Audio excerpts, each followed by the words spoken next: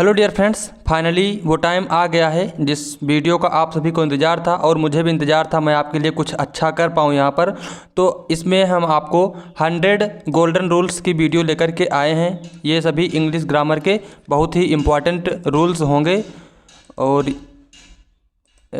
यहाँ पर जो है सभी इम्पॉर्टेंट रूल्स जो आपके एग्ज़ाम्स में पूछे जाते हैं वो सभी यहाँ पर हम कवर करेंगे। ठीक है, ये आपके एसएससी, ईएसआई, सी और जो भी एग्ज़ाम है एनडीए में इंग्लिश आती है, जहाँ जहाँ भी इंग्लिश आती है कम्पिटिटिव एग्ज़ाम्स में, हर एग्ज़ाम्स के लिए बेहद इंपॉर्टेंट रूल्स हैं। ठीक है, तो आप सभी लोग इन वीडियो को अच्छे से लगाएं, पूरा लगाएं, अच्छे से चीज़ों को समझें। ठीक है, और कोई भी कमी ना रहने दें अपनी मेहनत में। ठीक है, ये फाइनल है जैसा कि, तो आप लोग इसको पूरा रिवाइज करके ज़रूर जाएं एग्ज़ाम में। ठीक है, और ये जो है आपका पार्ट 1 है, ये वीडियो जो है पार्ट 1 है। इसमें आपको जो है 50 रूल्स आपको यहाँ पर कराऊंगा। ठीक है, तो आप सभी को इसको पूरा लगाना है। नेक्स्ट पार्ट में बाकी 50 रूल्स आपको कराऊंगा और कोई ज़रूरी नहीं कि यहाँ पर केवल मैं आपको 100 रूल्स ही कराऊँ, 100 प्लस रूल भी हो सकते हैं। ठीक, मगर मुझे लगेगा कि कोई रूल इंपॉर्टेंट है जो छूट रहा है तो उसको भी यहाँ पर लेकर के आऊँगा, चाहे 100 से ज़्यादा रूल हो जाए। ठीक है, तो यहाँ पर चलिए शुरू करते हैं। और ये आपका नाउन पर बेस सबसे पहले रूल आए हैं यहाँ पर। ठीक है,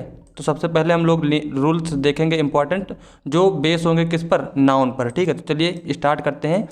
और फर्स्ट रूल है यहाँ पर, सबसे नंबर 1 रूल है यहाँ पर। ठीक है, तो certain noun are plural in form. ठीक है, आज देखिए आप सभी को इसको बहुत ही आसानी से, बहुत ही अच्छे से समझना है। ठीक है, ये सारे रूल्स जो है आपके एग्जाम में बार बार पूछे जाते हैं। ठीक है, तो कोई भी कमी नहीं करना है, वीडियो को आपको पूरा लगाना है। तो certain noun are plural in form but singular in meaning. तो ये बहुत ही इंपॉर्टेंट लाइन है कि कुछ नाउन ऐसे होते हैं जो कैसे होते हैं, दिखाई पड़ते हैं प्लूरल। ठीक है, दिखाई पड़ते हैं प्लूरल लेकिन वास्तव में होते हैं कैसे, सिंगुलर। ठीक है, तो इस चीज़ को आपको समझना है। And they take singular verb with them. ठीक है, और उनके साथ जो है सिंगुलर वर्ब का ही प्रयोग किया जाएगा। ठीक है, तो दिखाई पड़ेंगे आपको प्लूरल हैं लेकिन होते ये वास्तव में सिंगुलर हैं, और जब सिंगुलर होते हैं तो उनके साथ आपको सिंगुलर वर्ब का यूज करना है। ठीक है, तो चलिए देखते हैं यहाँ पर कौन कौन से वर्ड्स हैं। जैसे कोई आपका सब्जेक्ट हो, ठीक है, यहाँ पर देखेगा जैसे आपका कोई सब्जेक्ट हो। ठीक है, तो सब्जेक्ट, जो सब्जेक्ट के नाम होते हैं वो हमेशा सिंगुलर होते हैं। ठीक है, जैसे मैथमेटिक्स है, इसमें एस या ई एस लगा है तो इसका मतलब ये नहीं कि आपका प्लूरल है। ठीक, ये सिंगुलर है। ठीक है, सिविक्स हो गया, फिजिक्स है, statics, economics, politics, ethics, linguistics. Linguistic क्या होता है, ये मतलब भाषाओं का अध्ययन करना, उसको बोलते हैं लिंग्विस्टिक्स। ठीक, ये 1 वर्ड सब्स्टिट्यूशन में भी पूछा जाता है। तो ये कुछ हैं जो सब्जेक्ट के नाम हैं। बाकी आगे देखेंगे डिसीजेस के नाम। ठीक है, मीजल्स, मम्स, रिकेट्स। ठीक है, और सोरियर्स, क्या लिखा है, सोरियासिस और सिंगल्स, डायबिटीज़, रेबीज़। ठीक है, तो ये कुछ जो है आपके डिसीजेस के नाम हैं। और एक चीज़ और ध्यान रखना कि आपके एग्जाम में जो डिसीजेस के नाम होते हैं उनकी स्पेलिंग ज़्यादा पूछी जाती है। ठीक है, जो डिसीजेस के नाम हैं उनकी स्पेलिंग काफ़ी ज़्यादा पूछी जाती है। जैसे मान लो मेजल्स है तो इसकी स्पेलिंग जो है थोड़ा सा अलग है। जैसे निमोनिया है तो पी से स्टार्ट होता है लेकिन प्रोनाउंसिएशन एन से आता है। तो आपको जो है डिसीजेस की स्पेलिंग बहुत ही ध्यान से रखना है आपको। ठीक है, और जैसे कुछ बुक्स और मूवी के नाम हैं, जैसे गुलिवर्स ट्रेवल है, अरेबियन नाइट्स है, 2 स्टेट्स है, 3 मार्केटियर्स है। ठीक है, और बाकी अगर बात करें यहाँ पर तो जैसे समन्स है, ठीक है, एथलेटिक्स है, न्यूज़ है। तो ये सभी जो यहाँ पर लिखे गए हैं आपके एग्जाम में बहुत पूछे जाते हैं। ठीक है, जैसे कि यहाँ पर समन्स कई बार आपके एसएससी एग्जाम में पूछा गया है, न्यूज़ बार बार पूछा जाता है। ठीक है, और मैथमेटिक्स वगैरह, फिजिक्स, ये सब आए हुए हैं एग्जाम में। तो इन सभी को आपको ध्यान रखना है, इनके साथ जो है हमेशा सिंगुलर वर्ब का यूज किया जाता है। ठीक है, तो यहाँ पर देखेंगे क्या होगा। और जो है आपका, चलिए ठीक है, इसमें नहीं वो। ठीक है, तो यहाँ पर एग्जाम्पल कुछ देखेंगे, जैसे no news is good news. तो यहाँ पर हमारा सब्जेक्ट के रूप में आया है न्यूज़, तो इसके साथ जो है हम लोग सिंगुलर वर्ब का यूज करेंगे। ठीक है, तो no news is good news. ठीक है, नेक्स्ट है example, statics is my favourite subject. ठीक है, statics is my favourite subject, तो इसको भी आपको ध्यान रखना है। Politics is not my cup of tea. तो यहाँ पर जो है सब्जेक्ट हमारा पॉलिटिक्स है, जो कि लग रहा है कि प्लूरल है। ठीक है, क्योंकि इसमें एस लगा हुआ है लेकिन ये होता है सिंगुलर, और सिंगुलर वर्ब इसके साथ आई हुई है। ठीक है, लेकिन जो लास्ट वाला एग्जाम्पल है इस पर ज़्यादा फोकस करना। ठीक है, इस पर थोड़ा सा फोकस करना, जो लास्ट वाला एग्जाम्पल है कि politics of Marx and Gandhi are poles apart, यहाँ पर देखिए आया है वर्ब आपका आर, ठीक है, आर आया है, जबकि हमने आपको बताया कि पॉलिटिक्स जो है सिंगुलर होता है, ठीक है। तो आपको कुछ चीज़ और ध्यान रखना है, जैसे मैथमेटिक्स हो गया, पॉलिटिक्स हो गया, ये प्लूरल भी यूज किया जाते हैं, ठीक। मैथमेटिक्स का मतलब होता है गणना करना, ठीक है। तो मतलब मैथमेटिक्स मतलब किसी के मैथ के बारे में बताता है, और सब्जेक्ट होता है, एक सब्जेक्ट भी होता है, और किसी के जो मैथमेटिक्स है उसको भी बताता है, ठीक है, जो गणना करने की पावर है उसको भी डिनोट करता है, ठीक है। तो जब मैथमेटिक्स का मीनिंग होता है गणना करना, या फिर किसी के मैथमेटिक्स के बारे में बताया जाएगा, किसी का नाम लेकर बताया जाएगा कि हाँ इस पर्सन की मैथमेटिक्स बहुत अच्छी है, तो वहाँ पर हमको प्लूरल यूज करना पड़ेगा इसके साथ, ठीक है, प्लूरल वर्ब। और जैसे पॉलिटिक्स है, तो पॉलिटिक्स तो एक सब्जेक्ट भी होता है, लेकिन पॉलिटिक्स एक पॉलिटिक्स भी है, मतलब राजनीति, ठीक है, तो उसको भी पॉलिटिक्स बोलते हैं। तो जब किसी के राजनीति के बारे में बात करेंगे, ठीक है, आपको ध्यान रखना, अच्छे से समझना है, ठीक है। जब किसी के राजनीति के बारे में ध्यान देंगे, वहाँ पर बात करेंगे, तो वहाँ पर फिर इसको प्लूरल माना जाता है। जैसे यहाँ पर मार्क्स और गांधी की राजनीति के बारे में बताया गया है, इसलिए यहाँ पर इसके साथ प्लूरल वर्ब आया है, ठीक है। जब आपको डिटेल में सब पढ़ाऊंगा नाउन वगैरह, तब वहाँ पर ज़्यादा डिटेल में बात करेंगे, आपको सब कुछ वहाँ पर लिख करके दूंगा, बट यहाँ पर आप लोग रिवाइज के तौर पर इसको देखिए, ठीक है। तो ये रूल मुझे लगता है कि आपको समझ में आ गया होगा कि क्या है, ठीक है, तो इसको आपको ध्यान रखना है। चलेंगे आगे, और मैंने जो आपको बताया कि डिसीजेस के स्पेलिंग जो है, जो नाम होते हैं उनकी स्पेलिंग आपको ध्यान रखना है, और समन्स को ध्यान रखना है। समन्स मतलब होता है कोर्ट का बुलावा, तो एग्जाम में कई बार पूछा गया है, तो स्टूडेंट्स वहाँ पर कंफ्यूज हो जाते हैं, तो आपको कंफ्यूज नहीं होना है। समन्स के साथ जो है सिंगुलर वर्ब का यूज किया जाता है, ठीक है, और न्यूज़ के साथ सिंगुलर वर्ब आता है, ठीक है। चलेंगे आगे नेक्स्ट रूल पर। सेकंड रूल है, यहाँ पर देखेंगे, तो अभी हमने आपको बताया कि कुछ नाउन ऐसे होते हैं जो दिखते प्लूरल हैं लेकिन होते वास्तव में सिंगुलर हैं, ठीक है। अब नेक्स्ट रूल ये है कि कुछ नाउन ऐसे होते हैं लुक सिंगुलर, ठीक है, ये दिखते सिंगुलर हैं लेकिन होते प्लूरल हैं, ठीक है। तो थोड़ा सा आप लोग डिफरेंस है उसमें, ठीक है, देखना, वो दिखते प्लूरल हैं लेकिन होते सिंगुलर हैं, लेकिन ये वाले क्या हैं, दिखते सिंगुलर हैं लेकिन वास्तव में होते प्लूरल हैं, और इनके साथ जो है हम लोग प्लूरल जो है वर्ब का भी यूज करेंगे, ठीक है। तो काफ़ी ज़्यादा इंपॉर्टेंट रूल्स है आपके लिए, तो इसको आपको ध्यान रखना है। जैसे पुलिस हो गया, पीपल है, पोल्ट्री है, पीजेंट्री है, पर्सनल है, ठीक है, पब्लिक है, कैटल है, clergy, cavalry, electorate, infantry, gentry, vermin, youth, ठीक है। अभी जो हाल के एग्जाम में हुए एसएससी के, सीजीएल वगैरह के, उनमें वर्मिन कई बार पूछ लिया गया है, ठीक है, वर्मिन से क्वेश्चन बने हैं, तो आपको वर्मिन को ध्यान रखना है। और वर्मिन का मतलब होता है छोटे छोटे कीड़े मकोड़े जो फसलों को नुकसान पहुंचाते हैं, उनको बोलते हैं वर्मिन, ठीक है। तो आपको जो वर्मिन को जो है हाईलाइट करके लिखना है अपनी नोट पर। और बाकी जो सभी हैं यहाँ पर पुलिस कई बार पूछे जाते हैं, पोल्ट्री भी आता है, पीपल, पेजेंट्री, ये सब पूछे गए हैं, ठीक है। तो आपको इनको जो है ध्यान रखना है। ये सभी आपको दिखाई पड़ते हैं कि सिंगुलर हैं, ठीक, लेकिन वास्तव में ये क्या हैं, प्लूरल हैं, और इनके साथ प्लूरल वर्ब का ही यूज किया जाएगा, ठीक है। तो आपको इस रूल को अच्छे से ध्यान रखना है। तो vermin are small insects and animals harmful to plants and crops, ठीक। यहाँ पर जैसे कि इसकी मीनिंग ही लिख दी गई है।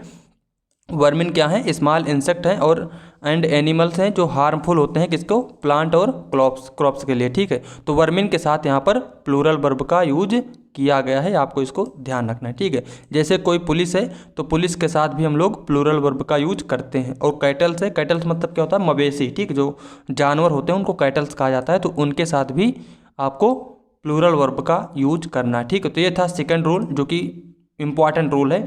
फर्स्ट भी इम्पॉर्टेंट था, सेकंड भी इम्पॉर्टेंट है। फिलहाल यहाँ पर जितने रूल आपको बताऊंगा सभी इंपॉर्टेंट हैं, ठीक है।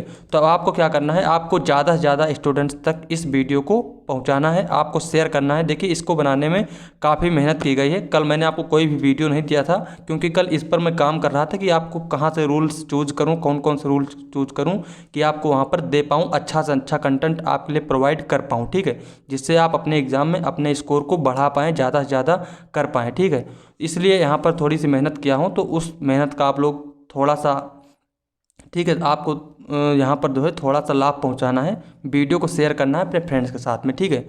रूल नंबर थर्ड यहाँ पर देखेंगे, the collective nouns like committee, jury, house, ministry, police, mob, audience, team, board are used with singular verb when they are used as a body और ग्रुप, ठीक है।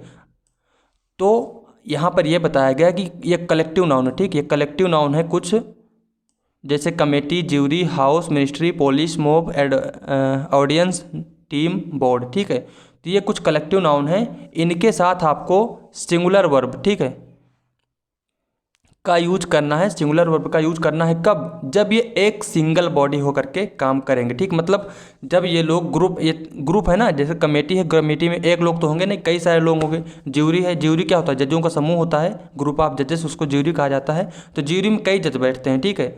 और जैसे हाउस है, मिनिस्ट्री है, ठीक है, पुलिस है। पुलिस एक ग्रुप भी हो जाएगा, ठीक है, एक सिंगल भी होता है पुलिस, एक अधिक भी होते हैं जो लोग, उनको भी पुलिस कह सकते हो, ठीक है। तो यहाँ पर मतलब कहने का ये है कि अगर जैसे ग्रुप के लोग हैं और वो मिलजुल कर कोई काम कर रहे हैं, ठीक है, मतलब मिलजुल कर वहाँ पर काम करेंगे तो वो आपका सिंगुलर माना जाएगा, ठीक है। तो उसके साथ हम लोग सिंगुलर वर्ब का यूज करेंगे, ठीक है। नॉट एज ए मेंबर, ठीक है, यहाँ पर लिखा है when they are used as members then they take plural verb. और जब वो लोग अलग अलग होकर के काम करेंगे, ठीक है, डिवाइड होकर के काम करेंगे, तो वहाँ पर आपको प्लूरल वर्ब का यूज करना है, ठीक है।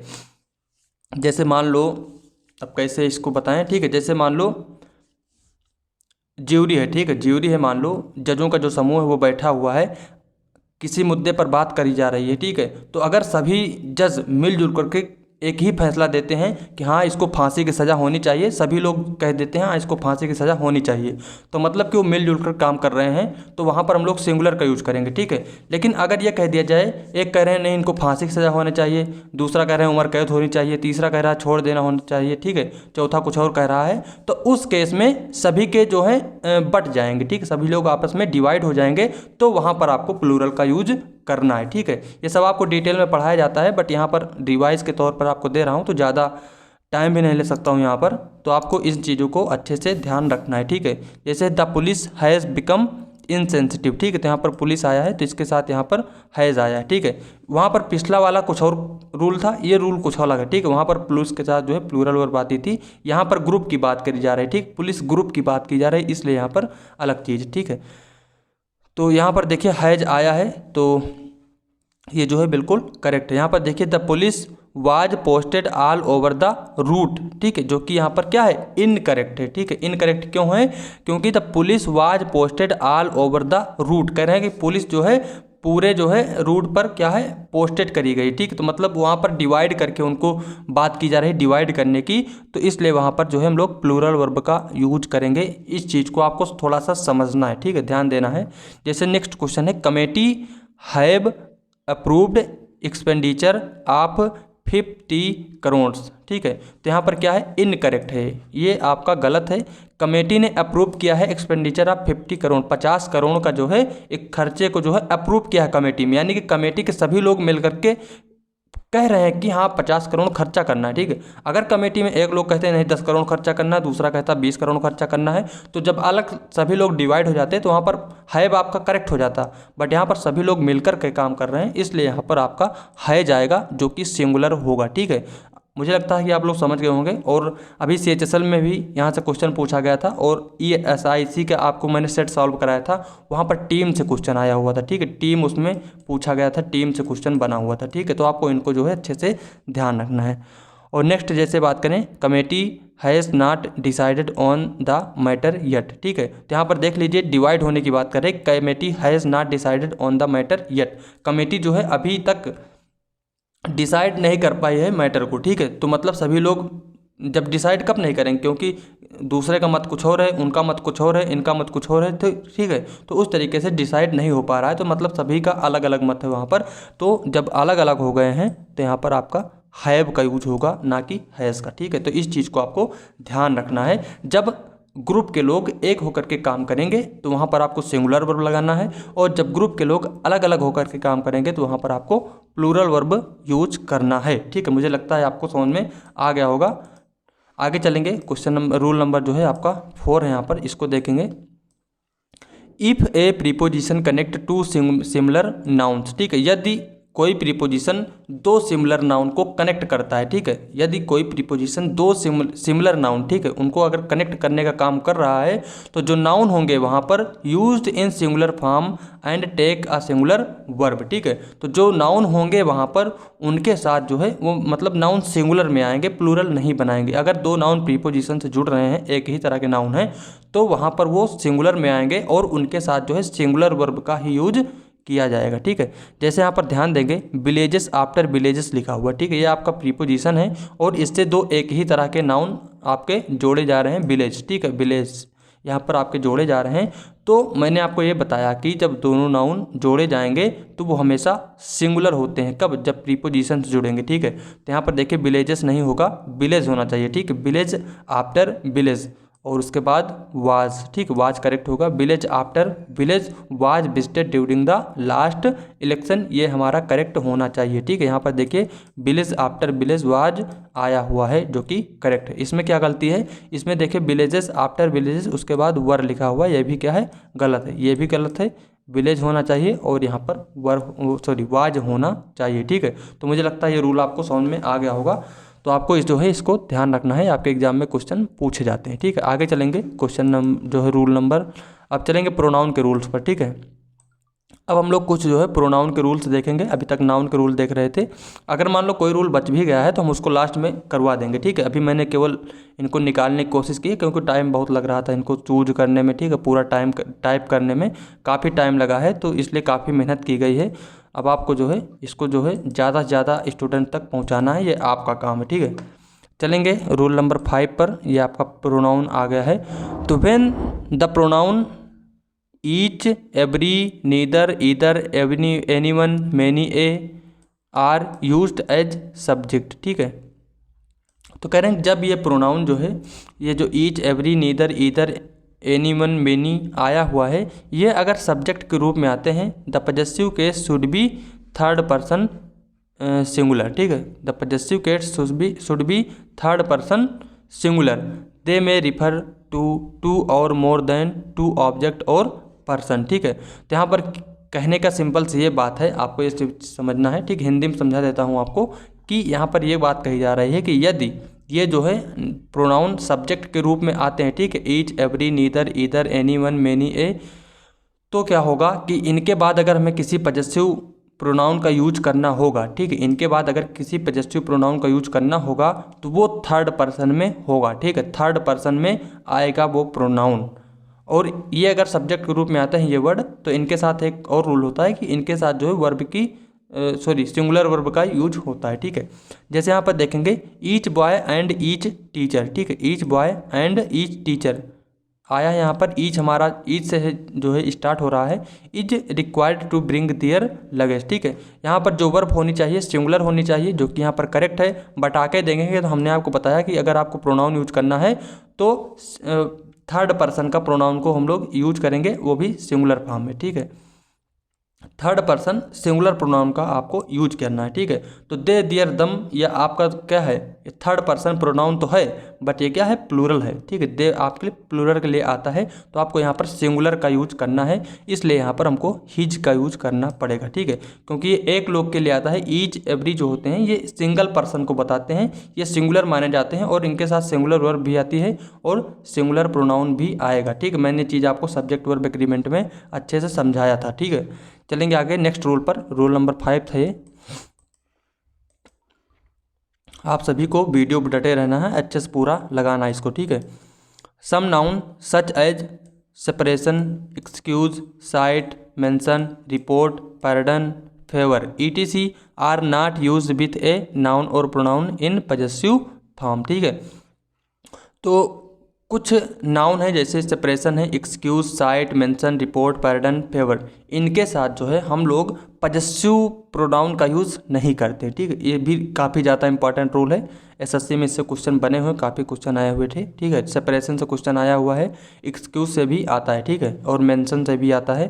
तो इनको आपको ध्यान रखना है कि ये कुछ वर्ड्स हैं जिनके साथ हम लोग पजेसिव फॉर्म का यूज़ नहीं करते, यानी कि पजेसिव प्रोनाउन का यूज नहीं करते हैं। जैसे यहाँ पर एग्जांपल के थ्रू समझेंगे इसको, at his site the robbers fled, ठीक है। तो यहाँ पर देखिए आया है एट हिज साइट, ठीक है, हिज साइट आया है और हमने आपको बताया यहाँ पर साइट जैसे है तो इसके साथ जो है पजेसिव प्रोनाउन का यूज नहीं किया जाता। यहाँ पर देखेंगे साइट के पहले आया है हिज। हिज क्या है? पजेसिव प्रोनाउन है, ये कि नहीं आना चाहिए। यहाँ पर होना क्या चाहिए?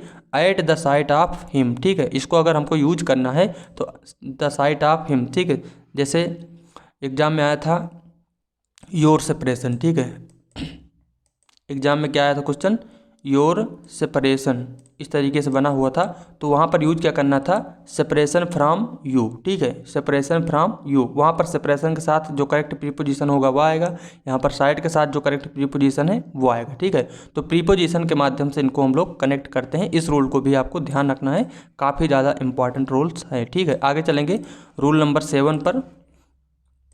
रूल नंबर 7 क्या कहता है कि both should be followed by and not as well as. ये तो जनरल रूल है कि बोथ के साथ जो है हमेशा एंड का यूज किया जाता है, एल एज वेल एज नहीं आएगा। ठीक है, और ESIC वाले प्रीवियस ईयर जब क्वेश्चन सॉल्व कराए थे उसमें भी 3-4 क्वेश्चन मैंने आपको सॉल्व कराए थे, ये सब आए हुए थे। SSC में तो जनरल है, आते ही रहते हैं। ठीक है, तो यहाँ पर देखिए बोथ आया है और बोथ को के साथ जो है यहाँ पर एज वेल एज आया है, जो कि क्या है? गलत है। हमको यहाँ पर एंड का यूज करना होगा। ठीक है, तो बोथ को कनेक्ट करने के लिए एंड का यूज किया जाता है। इस रूल को आपको पता भी होगा और ध्यान भी नहीं पता है तो इसको ध्यान रखना है, काफ़ी ज़्यादा इंपॉर्टेंट रूल्स है। ठीक है, और एक काम और आपको करना है कि जो पेयर वाले होते हैं उन सभी को आपको कहीं ना कहीं से आपको पढ़ के जाना है एग्जाम के अंदर। ठीक है, ठीक है, जैसे हार्डली स्कर्सली के साथ वेन आता है, नो सूनर के साथ देन आता है। ठीक है, बोथ के साथ हैंड आता है, इस तरीके सो के साथ दैट आता है। ठीक है, तो इस तरीके की चीज़ें आपको एग्जाम के अंदर पढ़ के जाना है। ठीक है, आगे चलेंगे।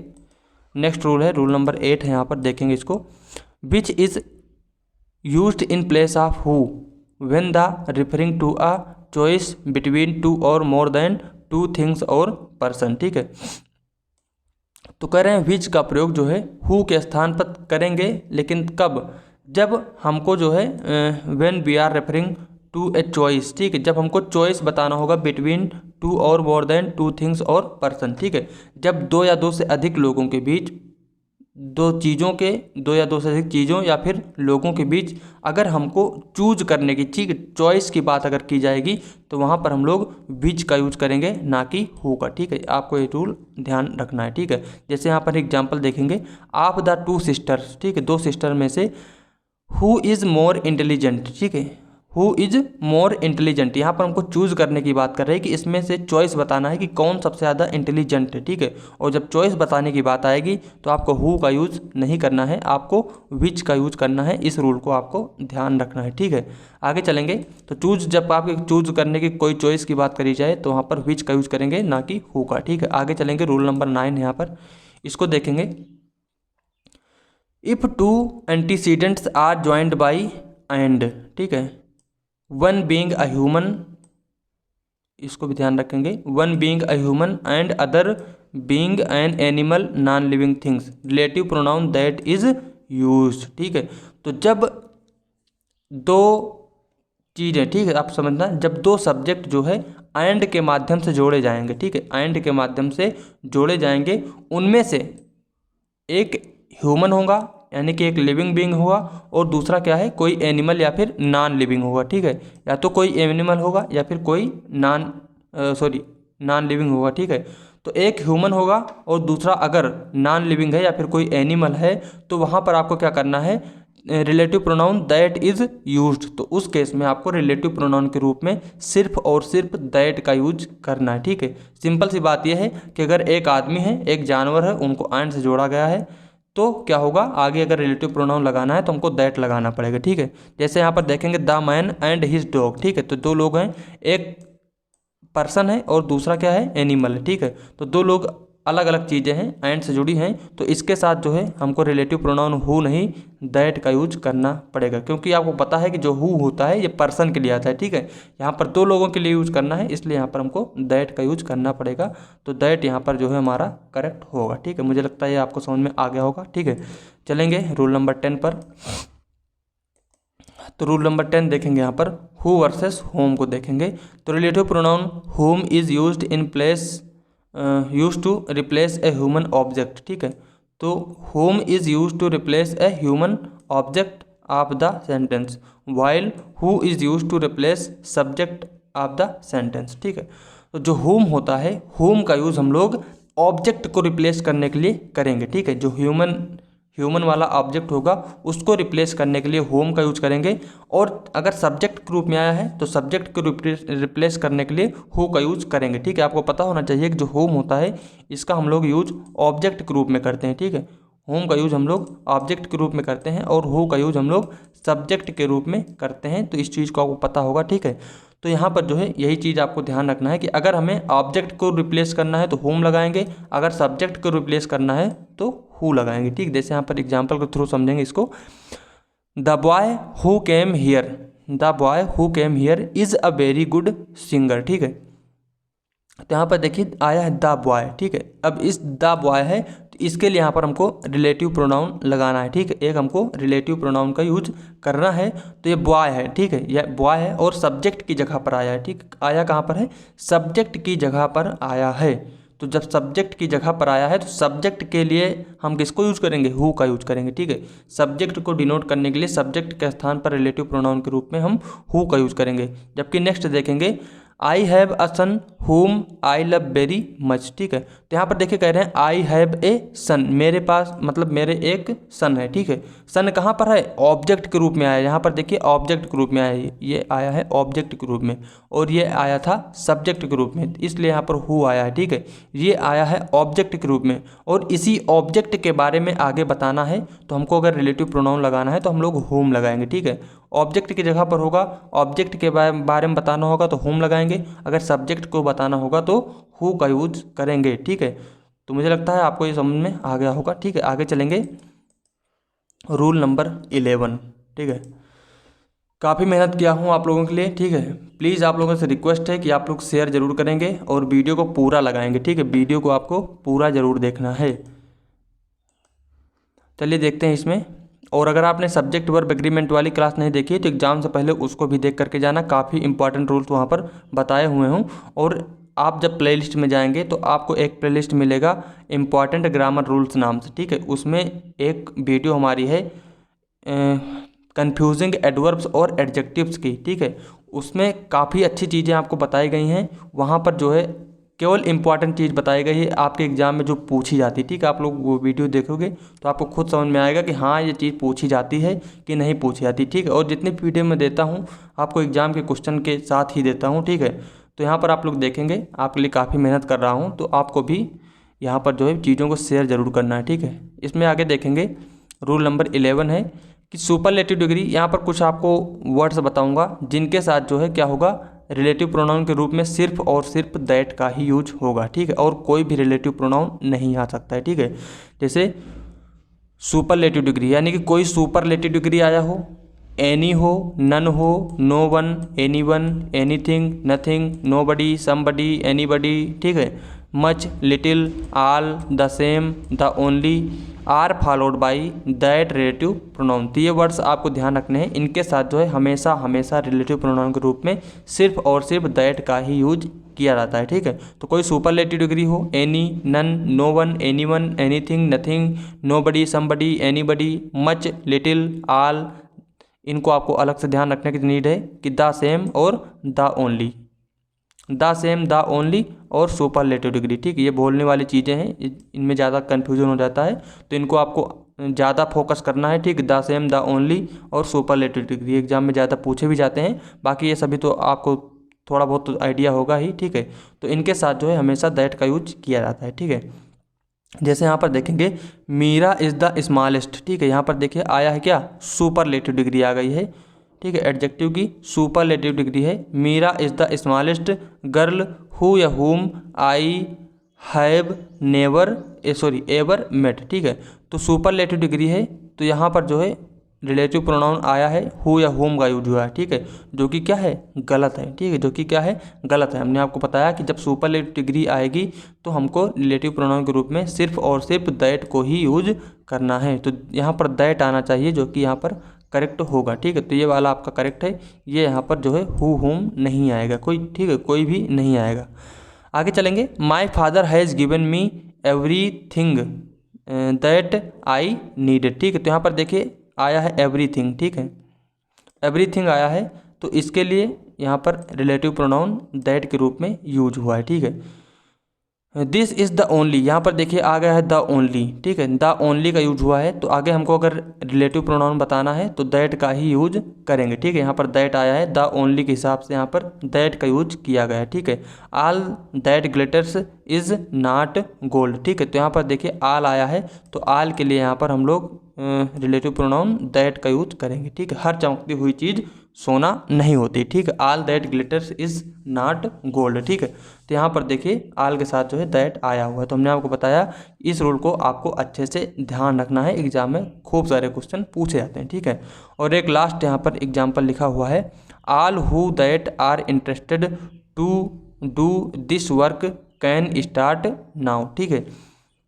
तो यहाँ पर एक चीज़ आपको ये ध्यान रखना है कि जब आल का यूज जो है किसी पर्सन के लिए किया जाए, ठीक है, जब किसी पर्सन को बताने के लिए किया जाए तो वहाँ पर हम लोग रिलेटिव प्रोनाउन के रूप में या तो हु या दैट दोनों का यूज कर सकते हैं, ठीक है, दोनों का यूज कर सकते हैं जब आल को किसी पर्सन के बारे में बात करी जाए आल के माध्यम से, ठीक है, किसी लोगों के बारे में बताया जाएगा तो वहाँ पर हु या दैट दोनों को यूज कर सकते हैं, ठीक है। बाकी दैट तो हमेशा आएगा, दैट को आपको ध्यान ही रखना है, लेकिन आल के केस में आप हु भी गलत नहीं मानेंगे कि हु आया तो गलत नहीं होगा, ठीक है। कब? जब वो किसी लोगों के बारे में बताएगा, ठीक, जैसे यहाँ पर are interested to do his work can start now, तो ये लोगों को बताया जा रहा है कि अगर कोई इंटरेस्टेड है तो वर्क अपना स्टार्ट कर सकता है, ठीक है। तो यहाँ पर आप लोग ध्यान रखेंगे, ठीक है, काफ़ी ज़्यादा इंपॉर्टेंट रूल्स है, ठीक है, तो आपको इसको जो है रूल को अच्छे से ध्यान रखना है, ठीक है। आगे चलेंगे रूल नंबर 12 पर। रूल नंबर 12 देखेंगे, if there is a comparison between two nominative case, ठीक है, the pronoun of the nominative case is used after than, ठीक है। तो रूल्स ये कहता है कि जब हमको दो नॉमिनेटिव केस मतलब सब्जेक्टिव केस, ठीक है, जब हमको दो सब्जेक्टिव केस के प्रोनाउन के बीच हमको कंपैरिजन करना हो, कंपेयर करना हो, तो उस केस में जो देन होता है, देन के बाद भी हम लोग किसको यूज करेंगे? नॉमिनेटिव केस के ही प्रोनाउन का यूज करेंगे, ठीक है। अगर जो है कंपैरिजन दो सब्जेक्टिव केस के बीच की जा रही है तो देन के बाद भी सब्जेक्टिव केस ही आना चाहिए, ठीक है। यहाँ पर देखेंगे एग्जांपल के थ्रू, जैसे Alia is as beautiful as me, ठीक है। एक तो है ये आलिया, आलिया आपका क्या है? सब्जेक्ट है, ठीक है, सब्जेक्ट है यहाँ पर, तो इसकी तुलना इज़ एज ब्यूटीफुल एज मी, किसी से इसकी तुलना की जा रही है मी से, ठीक है। तो मी यहाँ पर यही बताया गया है आपको कि आपको यहाँ पर देन के बाद, ठीक है, यहाँ पर तो देन आया नहीं है, ये आपका जो है बोलते हैं पॉजिटिव डिग्री, ठीक है, यहाँ पर पॉजिटिव डिग्री में आपका कंपैरिजन किया गया है, ठीक है। अगर मान लो यहाँ पर देन भी आता तो उसके साथ सब्जेक्टिव केस का यूज करती है, यहाँ पर पॉजिटिव डिग्री है, ठीक है, एज ब्यूटीफुल एज जो है आपका पॉजिटिव डिग्री है, तो हम जो है पॉजिटिव डिग्री में भी कंपैरिजन करते हैं, ठीक है। तो यहाँ पर जो है दो सब्जेक्ट के बीच में अगर कंपैरिजन की जा रही है तो दोनों वहाँ पर सब्जेक्टिव केस में ही होने चाहिए, आपको ये चीज़ ध्यान रखना है। यहाँ पर देन भी आ सकता था, ठीक है, मैंने जो है एग्जांपल थोड़ा अलग ले लिया है, मैंने ध्यान नहीं दिया यहाँ पर, ठीक है, तो आपको इनको ध्यान रखना है, ठीक है। अगर यहाँ पर देन भी होता तो उसके साथ भी हम लोग सब्जेक्टिव केस का ही यूज करते, ठीक, नॉमिनेटिव केस को ही सब्जेक्टिव केस कहा जाता है, इसमें आपको कन्फ्यूज़ नहीं होना, ठीक है। आगे चलेंगे नेक्स्ट रूल पर, रूल नंबर जो है 13 है, यहाँ पर देखेंगे, when a pronoun is used as the complement of the verb to be it should be in the nominative case, ठीक है। यदि कोई प्रोनाउन जो है वर्ब टू बी के कंप्लीमेंट के रूप में यूज हुआ है, पूरक, कंप्लीमेंट मतलब पूरक, ठीक है, तो पूरक के रूप में टू बी के, वर्ब टू बी के पूरक के रूप में यूज हुआ है, कंप्लीमेंट के रूप में यूज हुआ है, तो जो प्रोनाउन आएगा वो आपका किस में होगा? नॉमिनेटिव केस में आएगा, ठीक है। जैसे यहाँ पर देखेंगे एग्जाम्पल के थ्रू, और इसको इस तरीके से आप लोग ध्यान रख सकते हो कि वर्ब जो बी वर्ब होती है, ठीक है, बी वर्ब मतलब इज एम आर, इसके बाद प्रोनाउन आएगा तो वो हमारा कैसा होता है? सब्जेक्टिव केस में होता है, नॉमिनेटिव केस में होता है, ठीक है। जैसे यहाँ पर if I were her, if I were her I would not do it, ठीक है। इफ़ आई वर, अगर मैं उसकी जगह होती तो मैं क्या करती? इसको नहीं करती, ठीक है। तो यहाँ पर देखेंगे, यहाँ पर जो है ये है आपका बी वर्ब, ठीक है, तो बी वर्ब के बाद अगर हमको प्रोनाउन आया है यहाँ पर, तो हमको सब्जेक्टिव केस में रखना पड़ेगा। ये जो है आपका हर ऑब्जेक्टिव केस है, ठीक है, हर जो है यहाँ पर ऑब्जेक्टिव केस है जो कि रोंग है, ठीक है। जैसे एग्जाम में या फिर कहीं लिखा मिलेगा तो आप देखते होंगे इट्स मी लिखा मिलता है, ठीक है, इट्स मी लिखा होता है, ठीक है, इट्स मी। या फिर आप लोगों ने जो है जो बाइक होती है, बाइक के पीछे जो वो मिरगाट होता है, ठीक है, मिरगाट जो नीचे लगा होता है उसमें देखा होगा एक फ़ोटो बना रहता है ब्लैक एंड वाइट कलर में, वो टोपी पहने हुए कुछ उसमें इट्स मी लिखा होता है, ठीक है, वो क्या होता है, गलत होता है। वहाँ पर होना क्या चाहिए, इट्स आई, ठीक है। बट वो लोग ग्रामर तो पढ़े हैं नहीं, ठीक है, अनपढ़ तो हैं, तो उनको क्या पता है यहाँ पर क्या आएगा, ठीक है, इट्स आई होना चाहिए, ये आपका ग्रामरली करेक्ट होता है, ठीक है। तो इस चीज़ को भी आपको ध्यान रखना है, एग्जाम में इट्स आई के साथ क्वेश्चन आता है, यहाँ पर इसको भी ध्यान रखना है, ठीक है। तो जो बी वर्ब होता है आपको सीधा सीधा याद रखना है, बी वर्ब क्या होता है, इज, एम, आर, वाज, वर, ठीक है। बी वर्ब के साथ में जो अगर हमको प्रोनाउन यूज करना है तो सब्जेक्टिव केस के प्रोनाउन का यूज करेंगे, ठीक है। तो इसको आपको ध्यान रखना है, ठीक है। आगे चलेंगे, रूल नंबर जो है यहाँ पर 14 नंबर यहाँ पर इसको देखेंगे। When a pronoun is used as the object of a verb or of a preposition, it should be in the objective case, ठीक है।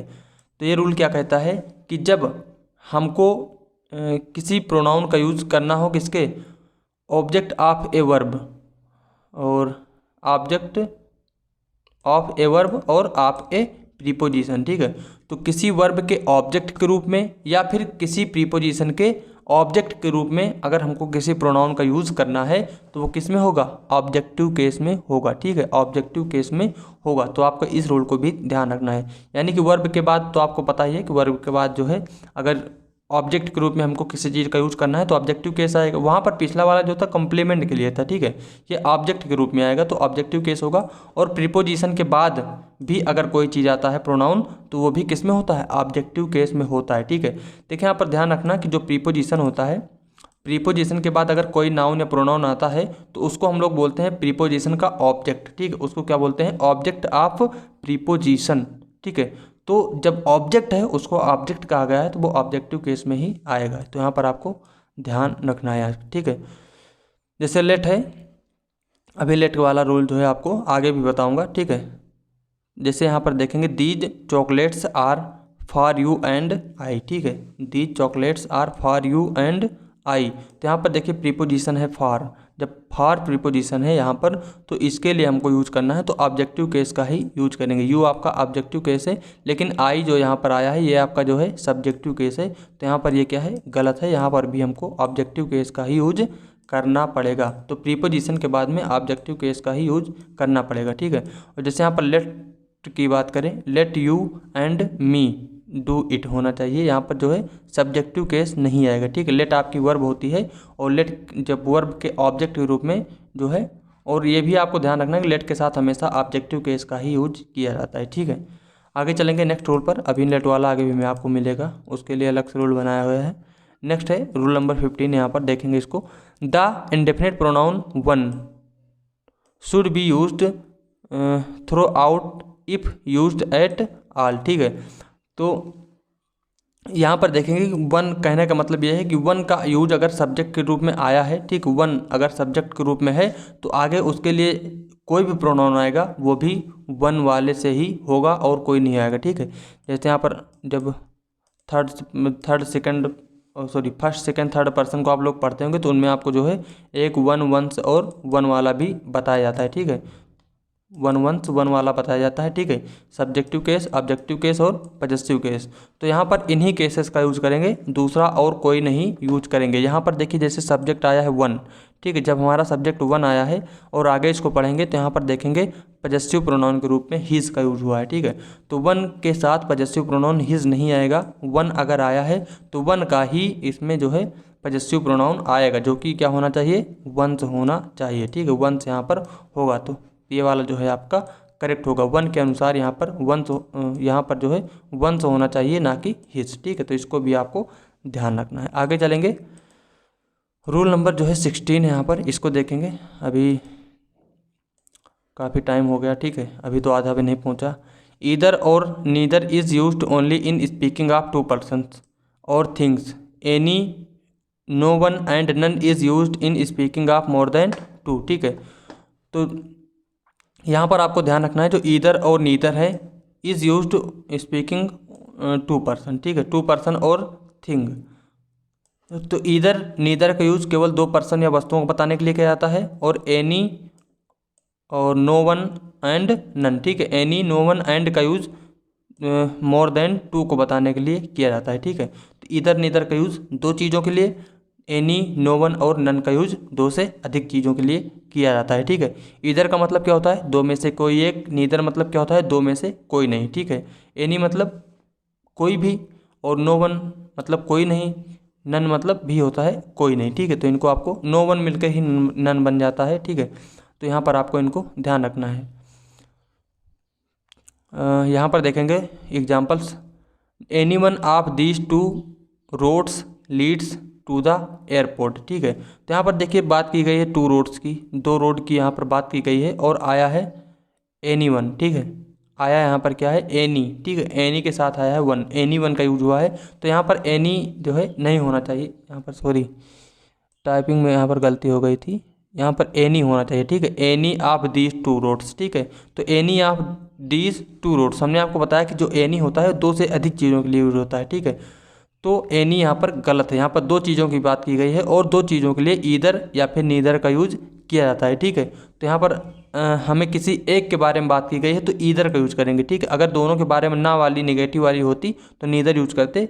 यहाँ पर दो में से एक की बात की गई, इसलिए यहाँ पर ईदर का यूज करेंगे। ईदर का मतलब होता है दो में से एक, नीदर मतलब होता है दो में से कोई नहीं, एनी मतलब होता है दो से अधिक में से एक, और नन का मतलब होता है दो से अधिक में से कोई नहीं, ठीक है। आपको इनको लिख लेना है। तो ईदर यहाँ पर जो है हमारा करेक्ट होना चाहिए, ठीक है। नेक्स्ट जो है इसमें neither of these three girls, ठीक है। तो यहाँ पर थ्री गर्ल्स की बात की गई है, यानी तीन लोगों की बात की जा रही है। तो यहाँ पर जो नीदर है ये रोंग है, नीदर का यूज दो लोगों के लिए होता है। तो यहाँ पर नो वन हमको करना पड़ेगा, नो वन या फिर नन का यूज यहाँ पर करना पड़ेगा, ठीक है। तो आपको इनको जो है ध्यान रखना है। थोड़ा फास्ट चलेंगे अब हम, अभी बहुत कम रूल हुए हैं, ठीक है। Each other is used in speaking of two persons और things, one another is used in speaking of more than two, ठीक है। तो जो ईच अदर होता है ये दो लोगों को बताने के लिए आता है, दो लोगों या वस्तुओं या फिर लोगों को बताने के लिए, और जो वन अनदर होता है ये दो से अधिक चीज़ों को बताने के लिए यूज होता है। इसको आपको ध्यान रखना है। Each other for two and one another is more than two, ठीक है। तो इसको आपको ध्यान रखना है। यहाँ पर देखेंगे the two brothers loved one another आया है, जबकि गलत है। यहाँ पर टू ब्रदर्स के बारे में बात की गई है, इसलिए ईच अदर होना चाहिए। दो से अधिक होते तो हम लोग वन अनदर का यूज करते, ठीक है। तो यहाँ पर ईच अदर जो है हमारा करेक्ट होगा। आगे चलेंगे नेक्स्ट रूल पर और देखते हैं यहाँ पर रूल नंबर 18 है। यहाँ पर इसको देखेंगे, ए नाउन और pronoun governing a gerund should be put in the possessive case, ठीक है। तो जब जो है जीरंड कोई आया हो, ठीक है, और जीरंड से पहले हमें प्रोनाउन यूज करना है, तो जो प्रोनाउन होगा वो आपका पजेसिव केस में होगा। डीरंड को क्या बोलते हैं, वर्ब की आईएनजी फॉर्म को हम लोग जीरंड कहते हैं, ठीक है। वर्ब की आईएनजी फॉर्म को जीरंड कहते हैं, और जीरंड से पहले अगर कोई प्रोनाउन आया है तो वो हमारा जो है पजेसिव केस में होगा। इससे भी आपके एग्जाम में बहुत सारे रूल जो है पूछे जाते हैं, ठीक है। Please excuse me being late, ठीक है। तो यहाँ पर जो है यहाँ पर देखेंगे आया है बीइंग, ठीक है। बीइंग के पहले आया है मी क्या होता है, आई माई मी, यानी कि ऑब्जेक्टिव केस है, ठीक है। मी क्या है, ऑब्जेक्टिव केस है, ठीक है। तो ऑब्जेक्टिव केस नहीं, यहाँ पर आपको पजेसिव प्रोनाउन का यूज करना पड़ेगा। तो माई जो है हमारा करेक्ट होगा, ठीक है। माई जो है हमारा करेक्ट होना चाहिए, ठीक है। आई का क्या होता है, आई का पजेसिव जो होता है माई होता है, और ऑब्जेक्टिव क्या होता है, मी होता है, ठीक है। आई माई मी। तो यहाँ पर जो है ये ऑब्जेक्ट है, ये पजेसिव केस है, ये हमारा नॉमिनेटिव केस है, ठीक। तो यहाँ पर हमको पजेसिव केस का यूज करना है। माई जो है हमारा करेक्ट होगा, ठीक है। तो जीरंड से पहले अगर कोई प्रोनाउन आएगा तो वो पजेसिव केस में होगा, ठीक है। आगे देखेंगे, यहाँ पर देखें जैसे आया है पासिंग, ठीक है। पासिंग आया हुआ है और इसके पहले आया है मी, ठीक है। तो ये जो है हमारा क्या होगा, गलत होगा, ठीक है। इसको आपको ध्यान रखना है। यहाँ पर मी के स्थान पर हमको माई का यूज करना पड़ेगा, ठीक है। जैसे यहाँ पर देखेंगे वर्किंग आया हुआ है, आई डोंट लाइक वर्किंग, ठीक है। तो आई डोंट लाइक वर्किंग नहीं, I don't like you working नहीं, I don't like your working, ठीक है। तो इसको आपको ध्यान रखना है, ठीक है। यहाँ पर देखिए थोड़ा इसका जो है इसको समझें। यहाँ पर इसका जो अर्थ है, जैसे आई don't like you working with him, मैं तुमको नहीं पसंद करता हूँ उसके साथ काम करते हुए, ठीक है। ये नहीं होना चाहिए, बल्कि ये होना चाहिए कि आई don't like your working with him, मैं तुमको उसके साथ मतलब योर वर्किंग विथ हिम, उसके साथ काम करते हुए नहीं पसंद करता हूँ। और यहाँ पर रूल्स ये क्या दे रहा है कि आई डोंट लाइक यू, मैं तुमको नहीं पसंद करता हूँ, ठीक है। तो ये नहीं होना चाहिए, यहाँ पर योर जो है होने चाहिए, ठीक है। तो आपको ध्यान रखना है वर्ब की आईएनजी फॉर्म से पहले हमेशा पजेसिव प्रोनाउन को यूज करना है, ठीक है। आगे चलेंगे, रूल नंबर 19 यहाँ पर देखेंगे। A pronoun must agree with its antecedent in person, number and gender, ठीक है। तो यहाँ पर देखेंगे एग्जाम्पल के through, each of these boys has done their homework, ठीक है। तो कह रहे हैं कि pronoun must agree with its antecedent, जो प्रोनाउन होते हैं वो अपने एंटीसीडेंट मतलब पूर्ववर्ती जो सब्जेक्ट होता है उसके अनुसार आगे जो है पर्सन, नंबर, जेंडर के अनुसार जो है प्रोनाउन यूज किया जाते हैं, ठीक है। यहाँ पर जैसे सब्जेक्ट है हमारा ईच, और हमने आपको बताया है कि ईच जो होता है सब्जेक्ट को सिंगुलर मतलब इसको जो है जब ईच आता है तो सब्जेक्ट को जो है सिंगुलर माना जाता है, ठीक है। और जब सिंगुलर हो गया है तो सिंगुलर वर्ब भी आएगी, और जब सिंगुलर वर्ब आई है तो सिंगुलर प्रोनाउन भी आना चाहिए। तो यहाँ पर आया है दियर, जो कि क्या है प्लूरल के लिए यूज होता है दियर का, तो यहाँ पर ये गलत है, यहाँ पर जो है हिज जो है हमारा करेक्ट होना चाहिए, ठीक है। तो ये रूल हमने आपको सब्जेक्ट वर्ब एग्रीमेंट में भी कराए हैं वहाँ पर कि each, every, either, neither, none, anybody, nobody, somebody, anybody, ये सब जो होते हैं इनके बाद अगर कोई वर्ब आएगी तो वो सिंगुलर आएगी, और अगर कोई प्रोनाउन आएगा तो वो भी सिंगुलर ही आएगा। ये चीज़ मैंने आपको बताई हुई है अच्छे से, ठीक है। आगे देखेंगे, रूल नंबर जो है 20 यहाँ पर है, व्हेन टू और more singular noun joined by and refer to the same person, ठीक है, और thing, a pronoun used for them must be in the singular, ठीक है। जब दो सिंगुलर नाउन एंड से जुड़े हों, ठीक है, और किसी एक ही चीज़ को किसी सेम पर्सन को बता रहे हों, तो वहाँ पर क्या होगा कि उसके साथ जो है सिंगुलर वर्ब का यूज किया जाएगा, ठीक है। The collector and district magistrate is, यहाँ पर देखिए the collector and district magistrate is, यहाँ पर आया है इज़, तो कलेक्टर और डिस्ट्रिक्ट मजिस्ट्रेट यहाँ पर दो वर्ड हैं जो अलग एंड से जोड़े गए हैं, बट जो है आपका ये सिंगुलर होगा, ठीक है। दोनों एक ही पर्सन है, कलेक्टर भी है और डिस्ट्रिक्ट मजिस्ट्रेट भी है, ठीक है। अगर यहाँ पर थोड़ा सा ध्यान देना, अगर ये आर्टिकल जैसे यहाँ पर द आया है, इसको डिटरमाइनर कहेंगे, ठीक है, इसको कहेंगे डिटरमाइनर।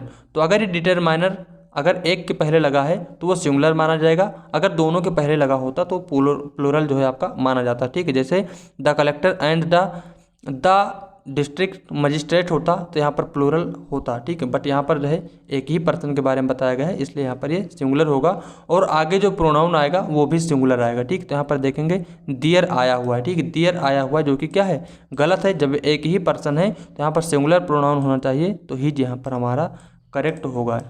तो इसको आपको ध्यान रखना है कि वर्ब भी चेंज होती है और प्रोनाउन भी उसी हिसाब से आता है, अगर कोई एडजेक्टिव आएगा तो वो भी उसी हिसाब से आएगा, ठीक है। आगे चलेंगे, 21 नंबर रूल है, और लगभग 50 मिनट हो गए हैं, ठीक है, अभी तो आधे भी नहीं हुए हैं। After let if a pronoun is used that pronoun must be in the objective case, ठीक है।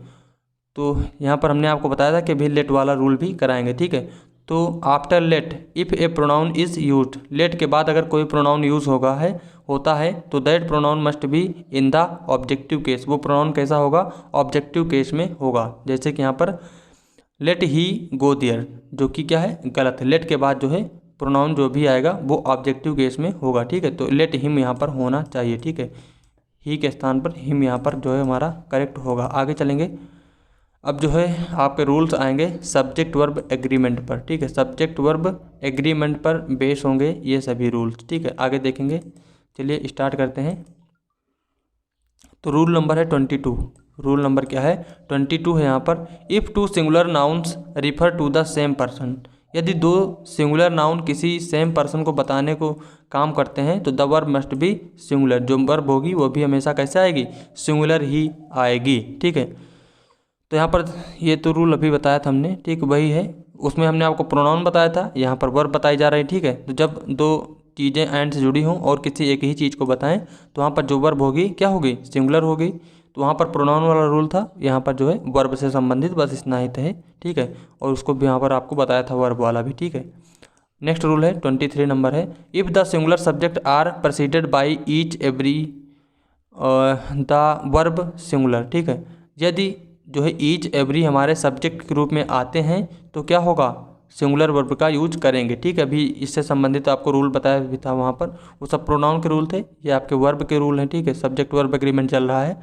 तो every boy and every girl वर यहाँ पर आया है, जो कि क्या है, गलत है, यहाँ पर होना चाहिए वाज, ठीक है। तो यह सब आपको हमने बता ही दिया है। जब एवरी, ईच, एनी, नन ये सब आपके सब्जेक्ट के रूप में आते हैं तो वहाँ पर हमेशा सिंगुलर वर्ब और सिंगुलर प्रोनाउन का यूज़ करेंगे, ठीक है। आगे चलेंगे, रूल नंबर 24 है, व्हेन टू और more object are joined by, ये काफ़ी ज़्यादा इंपॉर्टेंट रूल है, ठीक है।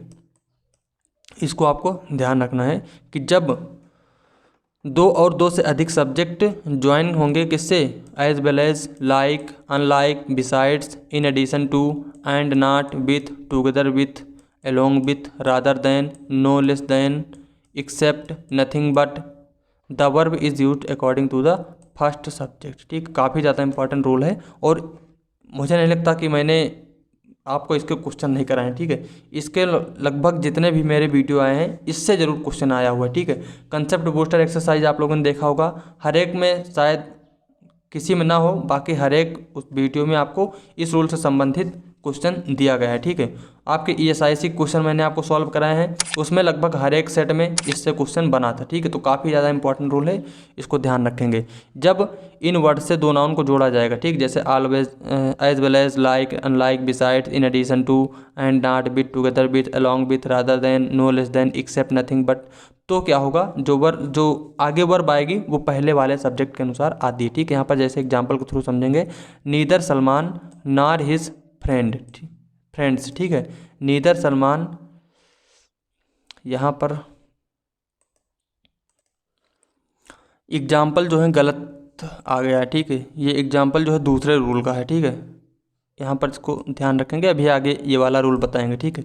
यहाँ पर क्वेश्चन कैसे बनेगा, जैसे इसी को ले लें तो यहाँ पर जैसे सलमान एज वेल एज, ठीक है, आप यहाँ पर ध्यान देंगे थोड़ा सा, एज वेल एज, और उसके बाद Salman as well as his friend, ठीक है, his friend are going to the party, ठीक है, आर गोइंग टू द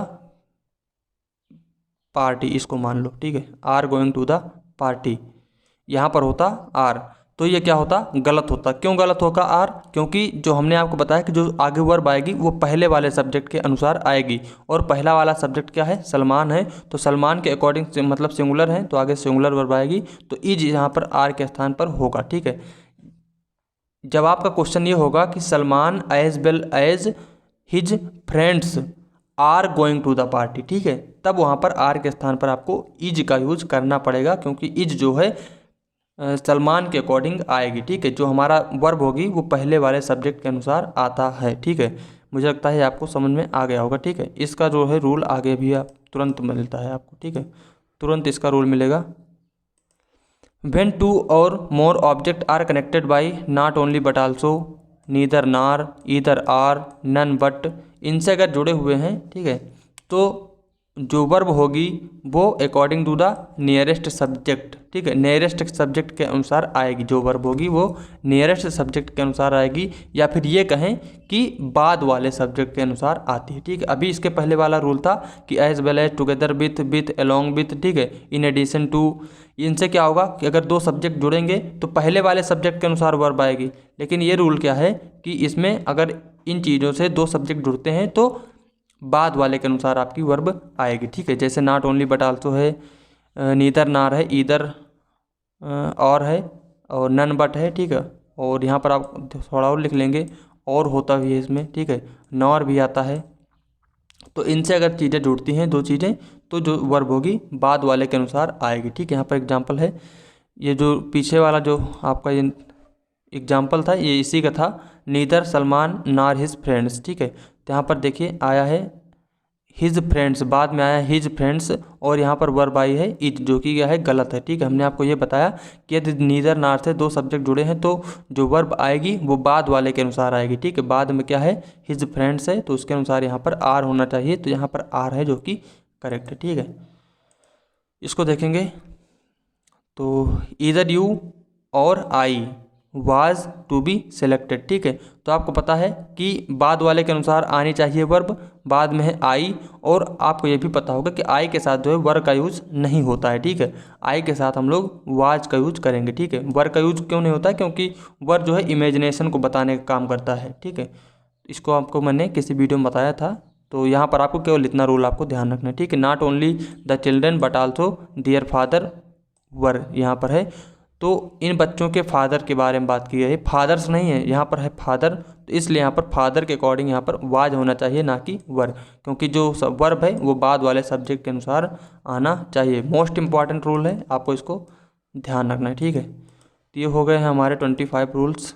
ठीक है, और आपका टाइम भी बहुत हो गया है, इतने में बंद कर दें। चलिए अच्छा, पूरा करते हैं इसको। ठीक है, और लगेगा घंटा, 1 घंटा और लग जाएगा और क्या। ठीक है, चलो देखते हैं इसको, थोड़ा सा पानी वानी पी लेते हैं। तो चलिए देखते हैं rule number 26। When the subject joined by और nor are of different numbers the verb must be plural and the verb subject and the plural subject must be placed next to the verb. ठीक है, तो यहाँ पर ये कह रहे हैं कि जैसे एग्जांपल है यहाँ पर, ठीक है, जैसे यहाँ पर नार आया, ठीक है, और नार की बात की जा रही है और किसी की नहीं। ठीक है, neither the assistant masters nor the head master was present. ठीक है, तो यहाँ पर ये कहा जा रहा है कि यदि दो डिफरेंट सब्जेक्ट होंगे, ठीक है, डिफरेंट सब्जेक्ट होंगे, the verb must be plural. यहाँ पर क्या है, when the subject joined by और nor are different numbers the verb must be plural. ठीक है, जब अलग अलग मतलब डिफरेंट नंबर के सब्जेक्ट होंगे, यानी कि एक सिंगुलर हो एक प्लूरल हो। ठीक है, सिंपल से कहने की बात मतलब ये है कि एक सिंगुलर हो और एक प्लूरल हो, और वो और नॉर से जुड़े हों, तब क्या होगा कि प्लूरल वर्ब का यूज करेंगे, and the plural subject must be placed next to the verb. ठीक है, और जो प्लूरल सब्जेक्ट होगा ये बाद में आएगा। सिंपल सा मतलब ये है, यहाँ पर देखिए जैसे एग्जांपल के थ्रू समझिए, ज़्यादा समझ में आएगा। यहाँ पर देखिए जैसे नार है, नार से दो सब्जेक्ट हमारे जोड़े गए हैं, एक तो है असिस्टेंट मास्टर्स, दूसरा है हेड मास्टर। ठीक है, ये आपका हेड मास्टर कैसा है, सिंगुलर है। असिस्टेंट मास्टर्स जो है ये आपका प्लूरल वर्ब है, प्लूरल सब्जेक्ट है। ठीक है, ये आपका प्लूरल सब्जेक्ट है, ये आपका सिंगुलर सब्जेक्ट है। तो रूल ये कहता है कि अगर हमें प्लूरल और सिंगुलर सब्जेक्ट को सेट करना है, ठीक है, और आगे जो वर्ब लगाना है, तो ये हमारी जो है प्लूरल होनी चाहिए। बट जो यहाँ पर सब्जेक्ट आए हैं, सिंगुलर सब्जेक्ट को पहले रखना पड़ेगा। ठीक है, सिंगुलर सब्जेक्ट को पहले रखना पड़ेगा, और जो प्लूरल सब्जेक्ट होगा इसको बाद में रखना पड़ेगा। ठीक है, बस इतना सा रूल है कि सब्जेक्ट की प्लेसिंग के बारे में बात की गई है। ठीक है, जो सिंगुलर सब्जेक्ट होगा उसको और या नॉर से पहले रखेंगे, जो प्लूरल सब्जेक्ट होगा उसको और या नॉर के बाद में रखेंगे। और फिर मैंने आपको ये रूल बताया था अभी इसके पहले वाले में कि जो वर्ब होती है वो बाद वाले के अकॉर्डिंग आती है। ठीक है, तो बाद वाले के अकॉर्डिंग यहाँ पर वर्ब यहाँ पर आएगा। ठीक है, तो ये आपका बाद में जो प्लूरल होगा उसको बाद में आना पड़ेगा, और जो सिंगुलर होगा उसको पहले रखा जाता है। ठीक है, ये रूल है आपका। ठीक है, आगे चलेंगे। रूल नंबर जो है यहाँ पर 27 है, इसको देखते हैं।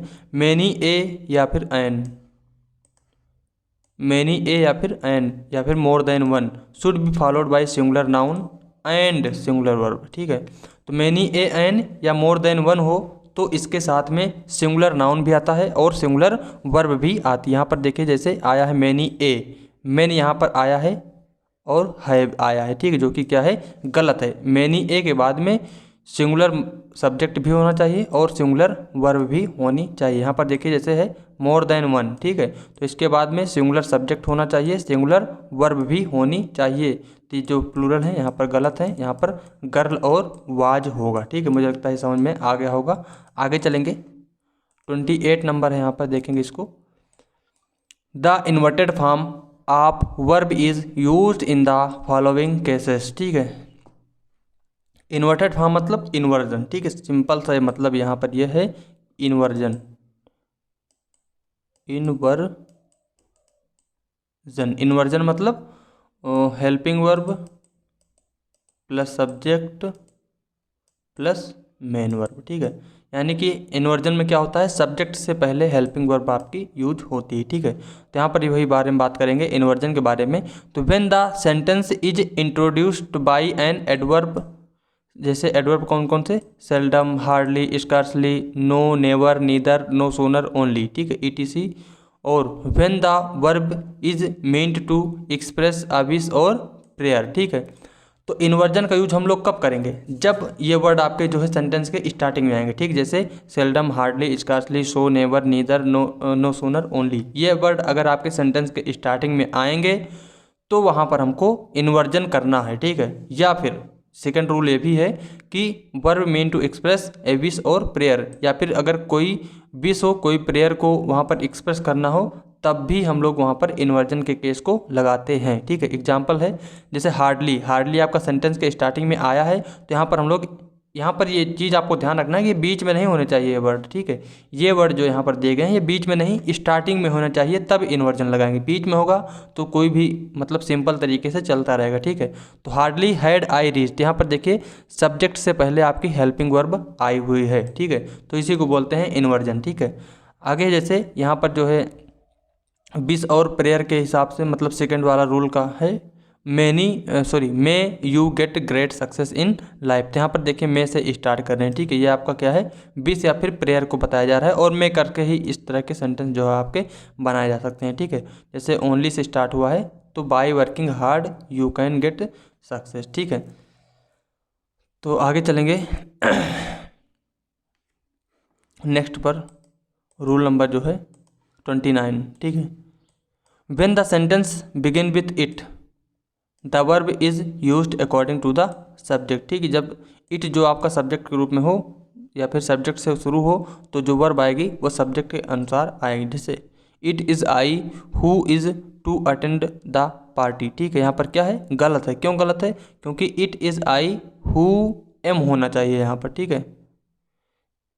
यहाँ पर जो है एम होना चाहिए, रूल कुछ और कह रहा है, ठीक है। When the sentence begin with it the verb is used according to the subject, ठीक है। ये रूल आपका जो है रिलेटिव प्रोनाउन का है यहाँ पर, ठीक है। रिलेटिव प्रोनाउन में क्या होता है, हु या फिर दैट होता है, तो उसके पहले जो सब्जेक्ट आया हुआ होता है उसी के अनुसार पीछे वाली वर्ब आती है, ठीक है। तो यहाँ पर आई के अनुसार आई एम होना चाहिए, यहाँ पर है इज, जो कि क्या है, गलत है, ठीक है।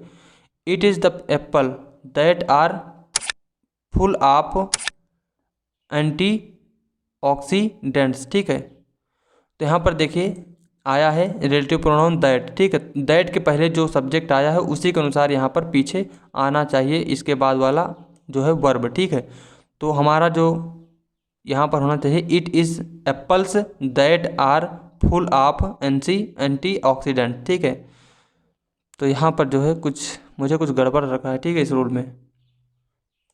ये रूल थोड़ा सा अलग है यहाँ पर, ठीक है। रूल थोड़ा सा चेंज होना चाहिए था, इसको ध्यान नहीं दिया है। रूल ये कहता है कि जब आपको कोई रिलेटिव प्रोनाउन यहाँ पर हो, ठीक है, रिलेटिव प्रोनाउन का यूज किया गया हो, तो रिलेटिव प्रोनाउन के बाद में अगर हमको कोई वर्ब यूज करना है, ठीक है, अगर कोई वर्ब यूज करना है तो ये इस रिलेटिव प्रोनाउन के पहले आए हुए सब्जेक्ट के अनुसार वर्ब आती है, इस सब्जेक्ट के अनुसार ये वाली वर्ब यूज होती है। आपके लिए ये रूल है यहाँ पर, ठीक है।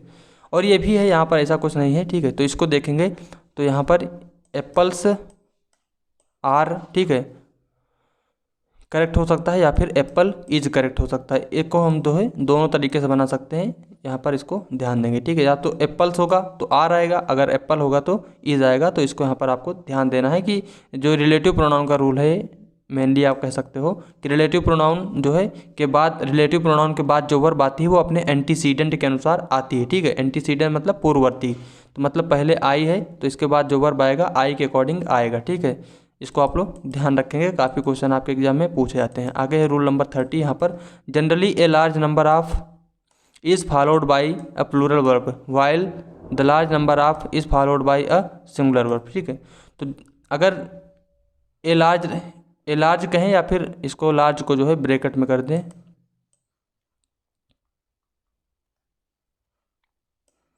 ए नंबर ऑफ और द नंबर ऑफ, ठीक है। लार्ज भी हो सकता है लेकिन ए नंबर ऑफ ज़्यादा पूछा जाता है, ठीक है। तो ए नंबर ऑफ या फिर द नंबर ऑफ एग्जाम में अगर आपके आए क्वेश्चन के रूप में, तो ए नंबर ऑफ के साथ जो है प्लूरल वर्ब आती है, और द नंबर ऑफ अगर होगा तो उसके साथ सिंगुलर वर्ब का यूज किया जाता है। ठीक है, एग्जाम्पल है यहाँ पर ए large number of students was absent. ठीक है, तो हमने आपको बताया कि ए लार्ज होगा तो प्लूरल आएगा। ठीक है, तो ए लार्ज नंबर आया है यहाँ पर, तो इसके साथ जो है प्लूरल वर्ब आएगी। ठीक है, तो वाज यहाँ पर गलत है, यहाँ पर होना चाहिए वर। If the number of tourists have, जहाँ मतलब कि द नंबर ऑफ आएगा तो आपको जो है आगे सिंगुलर वर्ब का यूज करना पड़ेगा। तो यहाँ पर हैव के स्थान पर हैज़ जो है हमारा करेक्ट होगा, हैव यहाँ पर नहीं होगा। ठीक है, तो इस रूल को आपको ध्यान रखना है कि ए नंबर ऑफ के बाद प्लूरल और द नंबर ऑफ के बाद सिंगुलर आता है। ठीक है, आगे चलेंगे। 31 नंबर है, if it is high time, it's about time, it is time used in a sentence, verb की second form in the sentence. ठीक है, comes in the sentence.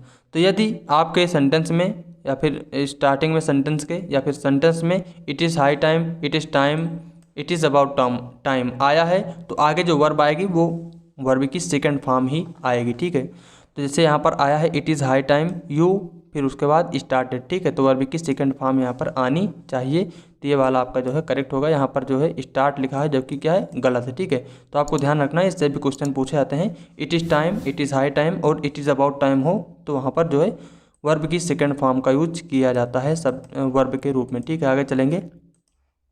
Rule number 31 है, with these words use reflexive pronoun. ठीक है, तो ये ऐसे word हैं इनके बाद में रिफ्लेक्सिव प्रोनाउन का ही यूज किया जाता है, जैसे acquit, absent, avail, reconcile, amuse, resign, adapt, adjust, pride, apply. ठीक है, तो ये कुछ ऐसे वर्ड हैं, अगर ये वर्ड आपके सेंटेंस में यूज किए गए हैं तो इनके साथ जो है हम लोग रिफ्लेक्सिव प्रोनाउन का यूज करते हैं। ठीक, जैसे यहाँ पर I pride on being able to work. ठीक है, तो यहाँ पर जैसे है तो प्राइड है, तो यहाँ पर हमको प्राइड के बाद में अगर प्राइड आया है तो प्राइड के बाद में रिफ्लेक्सिव प्रोनाउन का यूज करना पड़ेगा। ठीक है, रिफ्लेक्सिव प्रोनाउन क्या होते हैं, इनके बाद सेल्फ लगा होता है। ठीक है, सेल्फ प्रोनाउन इसको कहते हो, तो जिनमें सेल्फ लगा होता है उनको ही रिफ्लेक्सिव प्रोनाउन कहा जाता है। ठीक है, तो वर्ड हैं जैसे acquit, absent, avail, reconcile, amuse, resign, adapt, adjust, pride, apply. ठीक है, इनके बाद में क्या होता है, रिफ्लेक्सिव प्रोनाउन का यूज किया जाता है। आपको इसको जो है ध्यान रखना है। ठीक है, जैसे एडेप्ट है तो एडेप्ट के बाद क्या करना पड़ेगा, रिफ्लेक्सिव प्रोनाउन हमको लगाना पड़ेगा। आगे चलेंगे। रूल नंबर 33 है यहाँ पर, ए कलेक्टिव नाउन। रूल नंबर 31, अच्छा ये भी 31 था, क्यों 2 31 थे। रूल नंबर 33 यहाँ पर, इसको देखेंगे। A collective noun takes a singular verb when the collection is thought of a whole. A plural verb when the individuals of which it is composed are thought of. ठीक है, ये rule हमने आपको starting में भी थोड़ा बताया था, वही जो ज्यूरी और कमेटी वाला था। ठीक है, उसी संबंधित है कि अगर एक होकर के काम करेंगे, ठीक है, सब मिल करके काम करेंगे तो वर्ब जो होगी सिंगुलर आएगी। ठीक है, वहाँ पर प्रोनाउन से संबंधित था, यहाँ पर वर्ब है। ठीक है, तो वहाँ पर ये बताया था कि वर्ब जो है प्रोनाउन जो है सिंगुलर आएगा। ठीक है, यहाँ पर जो है वर्ब सिंगुलर आएगी, और जब अलग अलग होकर के काम करेंगे तो क्या होगा, वर्ब हमारी प्लूरल आएगी और प्रोनाउन भी आगे प्लूरल आएगा। ठीक है, तो इनको आपको ध्यान रखना है, सब बता दिया था।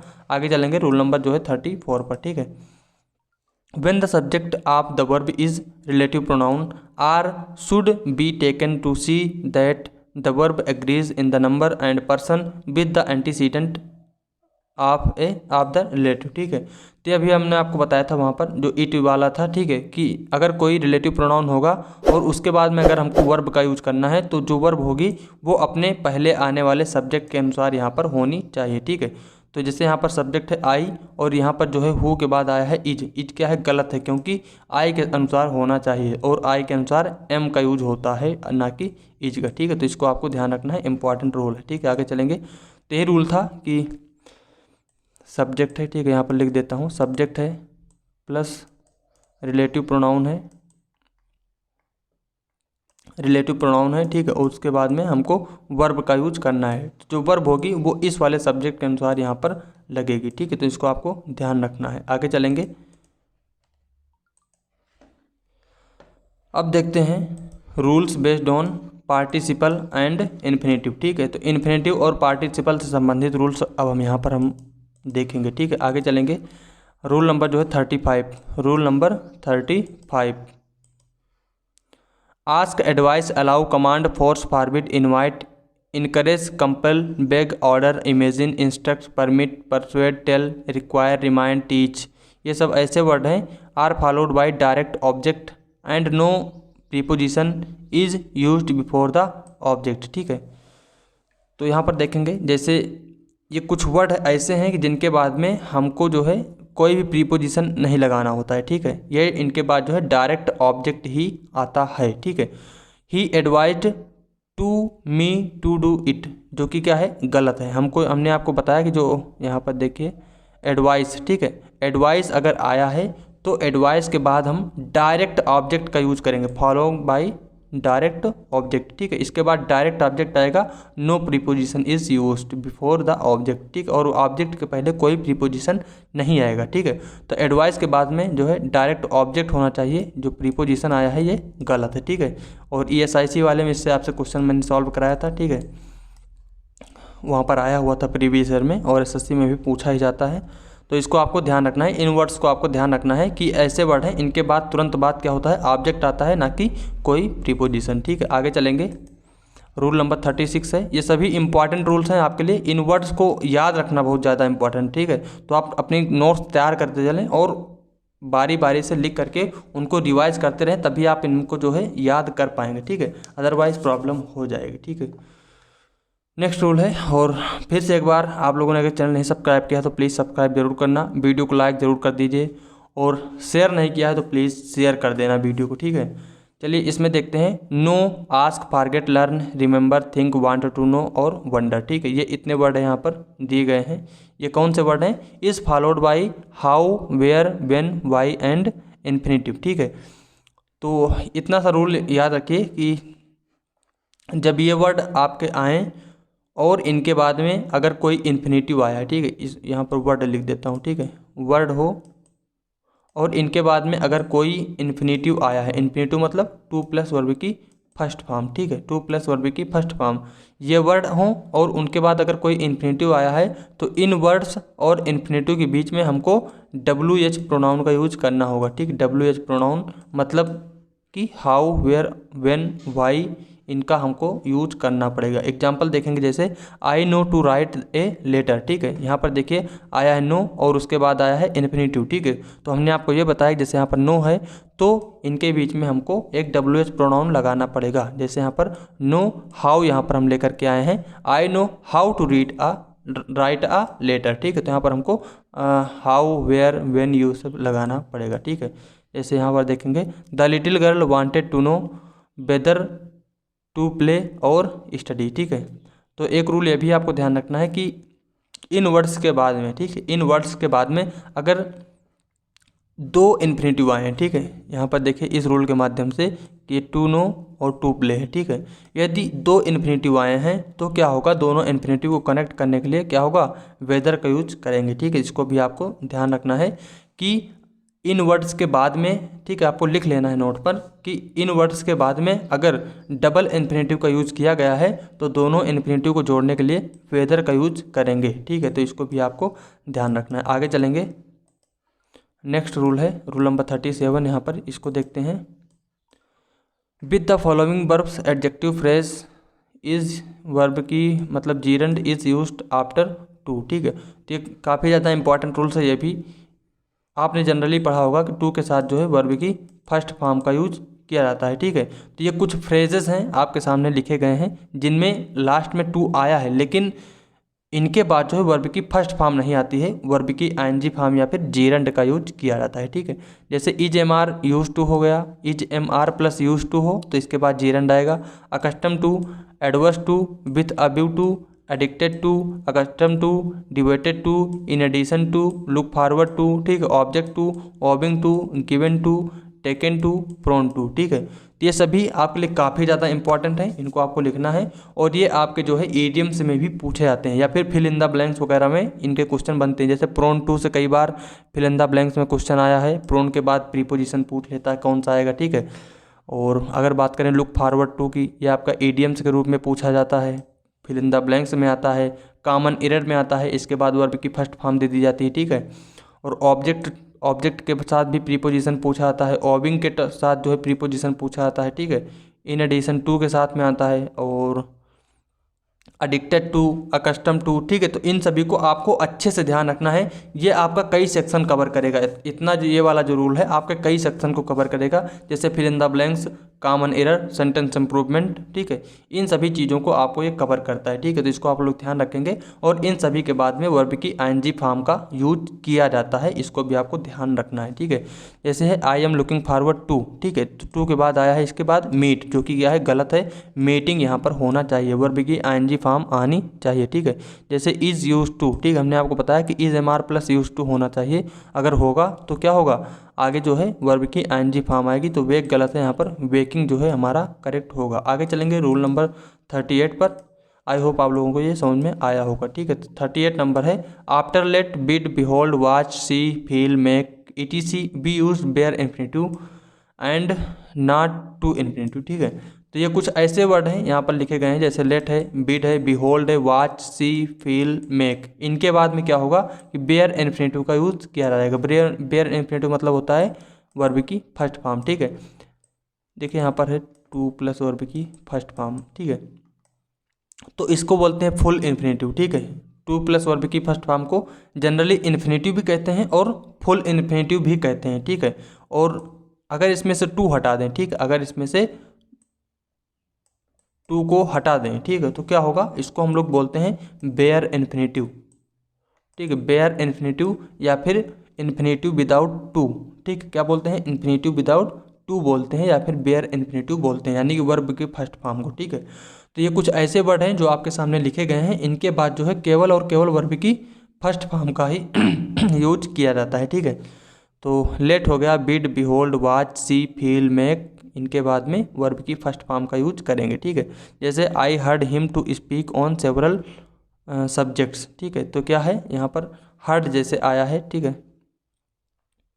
इसमें हर्ड लिखा ही नहीं है, ठीक है, हियर होता है, ठीक है, हियर, इसमें हियर भी जोड़ लेना। तो यहाँ पर जैसे हियर आया है, तो इसके बाद में क्या होगा, हम लोग किसको यूज़ करेंगे, वर्ब की फर्स्ट फॉर्म को, ठीक है। तो यहाँ पर देखिए जैसे आया है टू स्पीक, क्या है, गलत है, यहाँ पर केवल स्पीक होना चाहिए, ठीक है। तो आई हर्ड हिम स्पीक यहाँ पर जो है करेक्ट होगा, बेयर इन्फिनेटिव आएगा, ना कि फुल इन्फिनेटिव भी, ठीक है। आगे चलेंगे। अच्छा, यहाँ पर ज़्यादा अच्छा लिखा है, ठीक है, ये भी वही रूल है। यहाँ पर ज़्यादा समझाया गया है कि जैसे यहाँ पर हर्ड भी है, ठीक है, हियर भी जोड़ा है, ठीक है।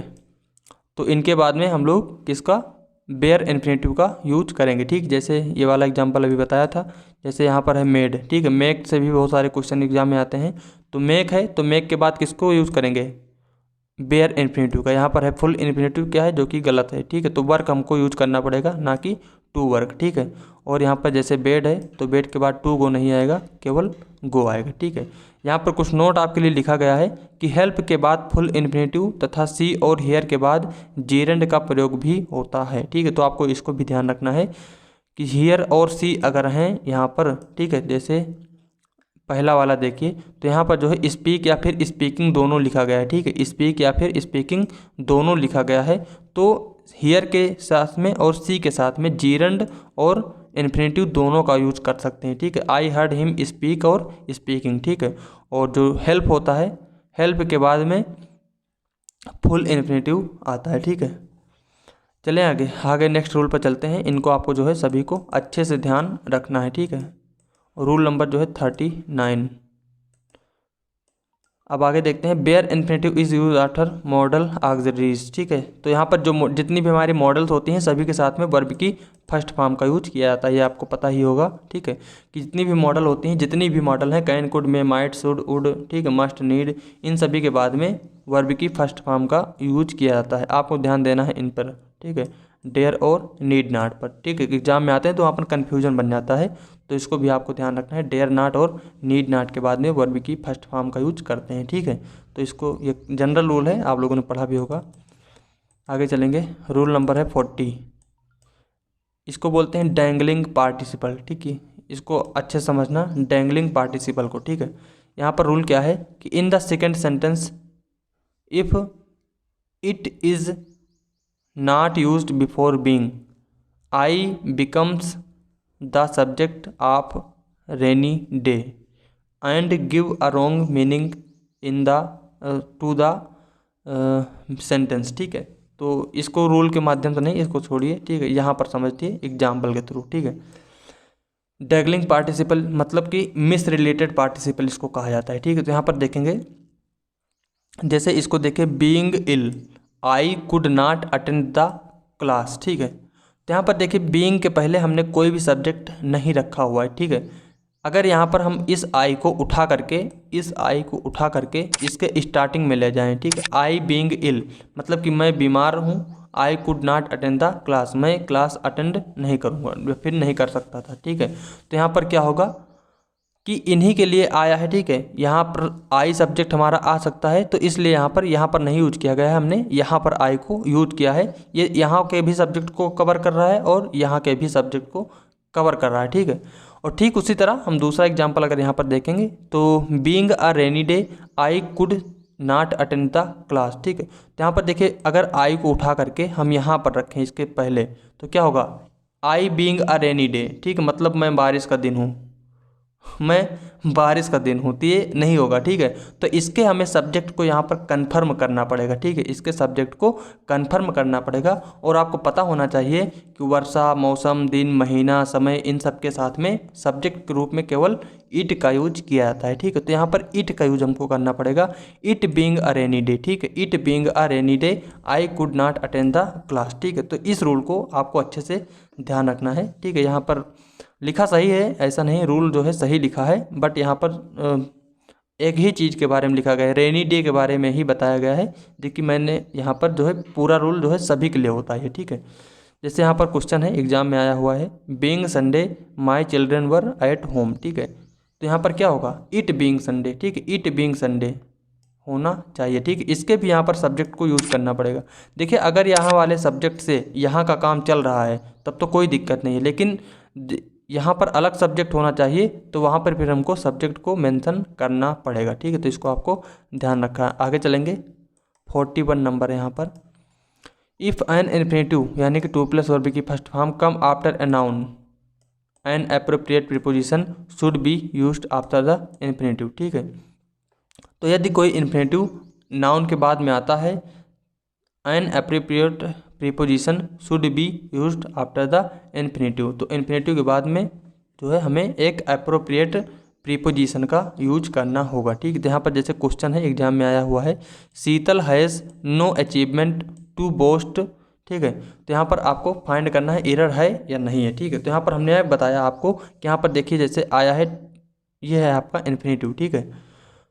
तो कम आफ्टर ए नाउन, ये है आपका नाउन, ठीक है, अचीवमेंट क्या है, नाउन है। तो यदि कोई इन्फिनेटिव किसी नाउन के बाद में आता है, तो जो यहाँ पर इन्फिनेटिव है या फिर कहें तो यहाँ पर जो वर्ब की फर्स्ट फॉर्म है, इसके अकॉर्डिंग यहाँ पर हमको करेक्ट अप्रोप्रिएट प्रीपोजिशन का यूज करना पड़ेगा। तो बोस्ट के साथ में प्रीपोजिशन होता है ऑफ, ठीक है, बोस्ट के साथ में प्रीपोजिशन ऑफ का यूज किया जाता है। बोस्ट ऑफ इसका मतलब होता है डींग हाँकना, ठीक है, मतलब बड़ी लंबी चौड़ी बातें करना, उसको बोलते हैं बोस्ट ऑफ, ठीक है। तो यहाँ पर हमको बोस्ट के साथ में ऑफ लगाना पड़ेगा, तब हमारा जो है सेंटेंस यहाँ पर करेक्ट होगा, ठीक है।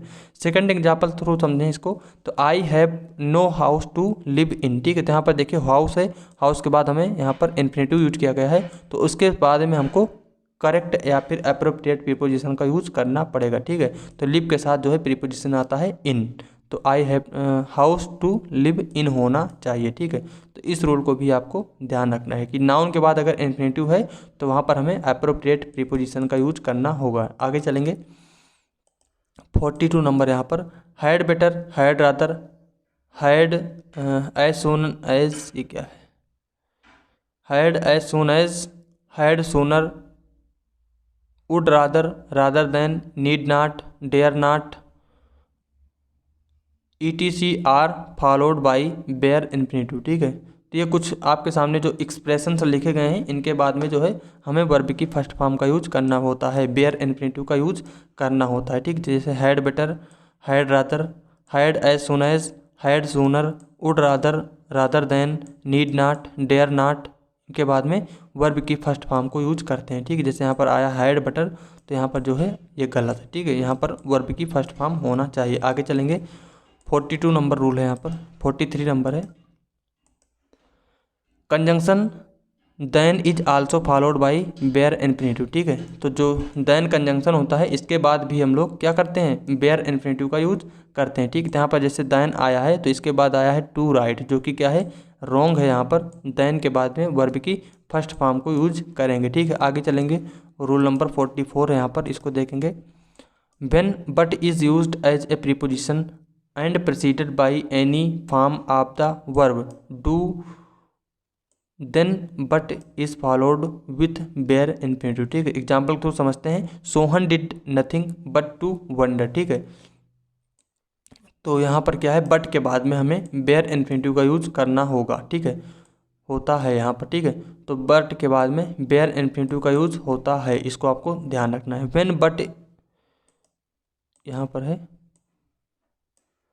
When but is used as a preposition, ठीक है। यहाँ पर ध्यान देना कि जब बट का यूज जो है प्रीपोजिशन के रूप में हुआ हो and preceded by any form of the verb, ठीक है। उस मतलब कोई भी वर्ब की फॉर्म हो, चाहे जैसी भी वर्ब की फॉर्म हो, अगर ये प्रीपोजिशन के रूप में आया है तो इसके बाद में वर्ब की फर्स्ट फॉर्म ही आएगी, ठीक है।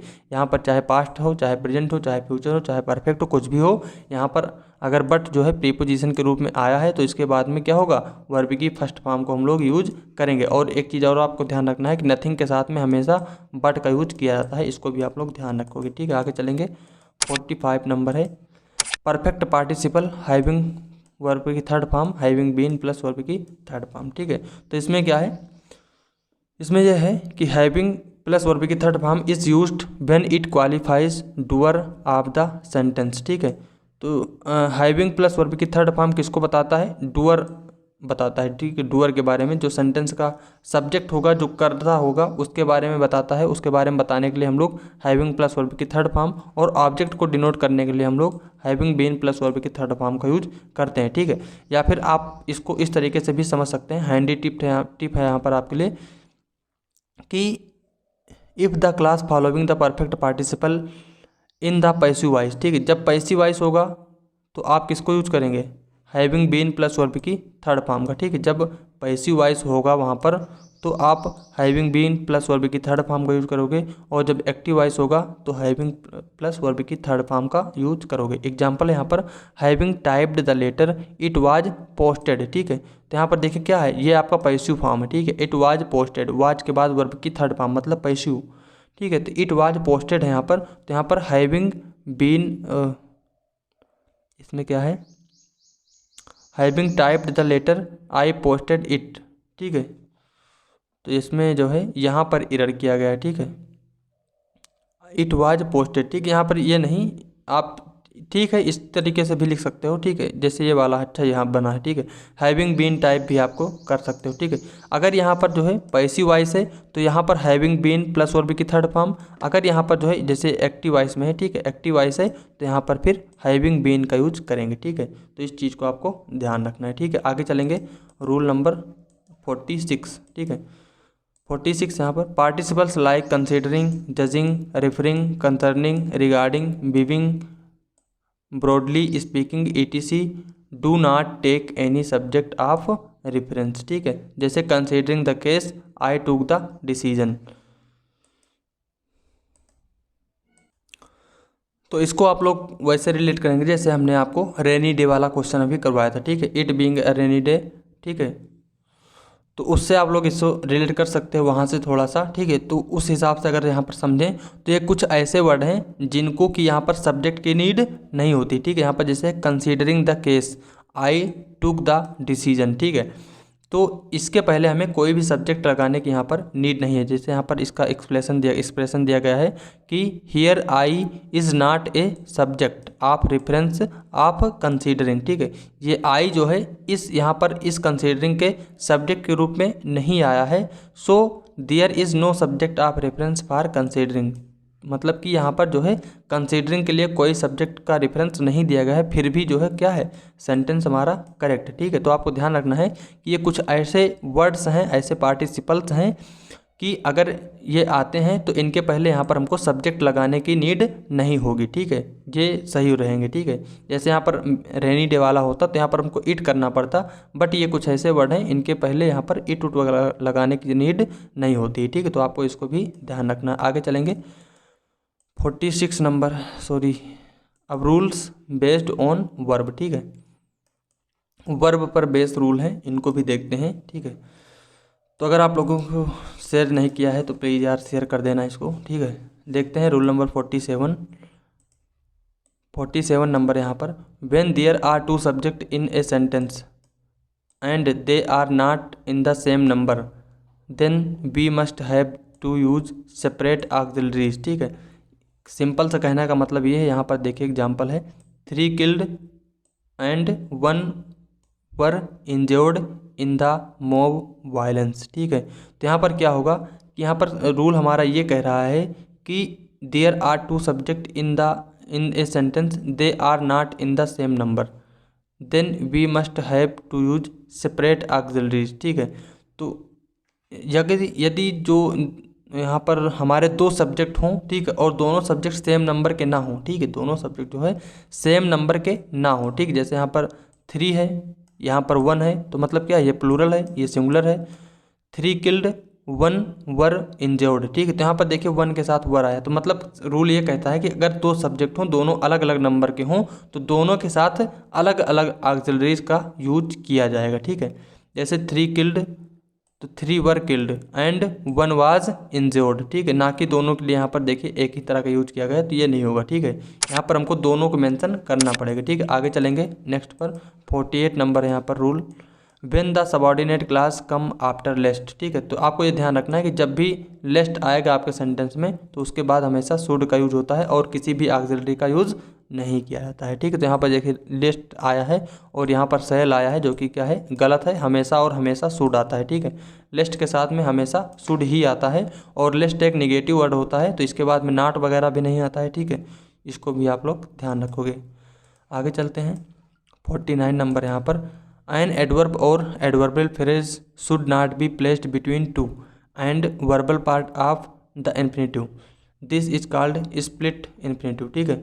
तो सिंपल सा रूल ये है, जो आपके पास इन्फिनेटिव है, ठीक है, 2 प्लस वर्ब की फर्स्ट फॉर्म है, तो रूल ये कहता है कि इनके बीच में हम लोग कोई भी चीज़ यहाँ पर और नहीं रखेंगे। 2 प्लस वर्ब की फर्स्ट फॉर्म है, तो ये आपका कंप्लीट होना चाहिए, ये एक जोड़ा है, ठीक है। इन जोड़ों में दरार नहीं पड़नी चाहिए, इसके बीच में कोई दरार नहीं पैदा होनी चाहिए, ठीक है। तो इसको बोलते हैं स्प्लिट इन्फिनेटिव, ठीक है। तो यहाँ पर देखिए, जैसे I hoped to immediately reply to your mail, ठीक है। तो यहाँ पर देखिए जैसे आया है ये वाला, यहाँ पर देखिए, तो टू होना चाहिए, टू के बाद में वर्ब की फर्स्ट फॉर्म, ठीक है, रिप्लाई, टू के बाद वर्ब की फर्स्ट फॉर्म रिप्लाई होना चाहिए, लेकिन ये जो है बीच में भाई साहब ज़बरदस्ती घुस गए हैं, ठीक है। तो टू और प्लस वर्ब की फर्स्ट फॉर्म का जो है गठबंधन होता है, और उसके बीच में कोई नहीं आ सकता है, ठीक है। तो बीच में टांग अड़ाने के लिए कोई नहीं आएगा, तो ये 2 लोग हमेशा साथ में रहेंगे, ठीक है। इनका दोनों को विवाह हो चुका है, और 2 प्लस वर्ब की फर्स्ट फॉर्म साथ में ही रहेंगे, ठीक है। तो इनको जो है किनारे करना पड़ेगा, ठीक है, वहाँ से निकाल करके अगर बीच में टांग अड़ाने की कोशिश कर रहे हैं तो इनको आपको किनारे भगा देना है, ठीक है।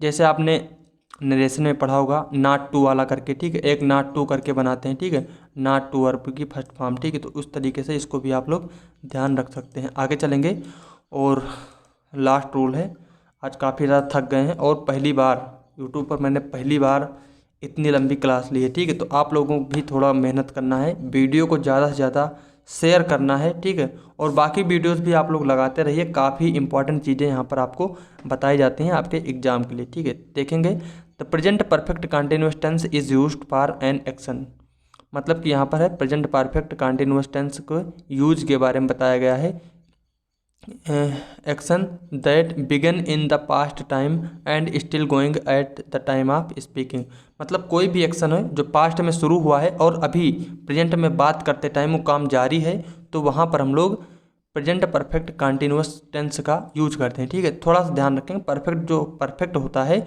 वो क्या होता है कि पास्ट में जारी हुआ, लेकिन अभी प्रेजेंट में उसका प्रभाव, काम पास्ट में ख़त्म हुआ है लेकिन प्रेजेंट में उसका प्रभाव हो, ठीक है, तब वहाँ पर प्रेजेंट परफेक्ट आता है। लेकिन परफेक्ट कंटिन्यूअस क्या होता है कि पास्ट में शुरू हुआ और अभी भी चल रहा है, ठीक है, तो वहाँ पर परफेक्ट कंटिन्यूअस आता है, और वहाँ पर क्या होता है सिंस, फॉर और हाउ लॉन्ग के साथ जो है हमको टाइम का रेफरेंस भी दिया जाता है, ठीक है। जैसे यहाँ पर है how long are you working in this office, तो यहाँ पर क्या है गलत है यहाँ पर हाउ लॉन्ग आया है तो have you been working in this office, हमको जो है प्रेजेंट परफेक्ट कंटिन्यूअस टेंस का यूज करना पड़ेगा। तो सर ये थे आपके जो है 50 इंपॉर्टेंट रूल्स, और नेक्स्ट वीडियो जल्दी ही आपको मिलेगी, ठीक है। तो आप लोग जो है वीडियो को ज़्यादा से ज़्यादा शेयर करें, बस आप लोगों से हाथ जोड़ के ही रिक्वेस्ट है। और चैनल नहीं सब्सक्राइब किया तो प्लीज़ सब्सक्राइब जरूर करना। तो मिलते हैं फ्रेंड्स नेक्स्ट वीडियो में। Thank you, all the best.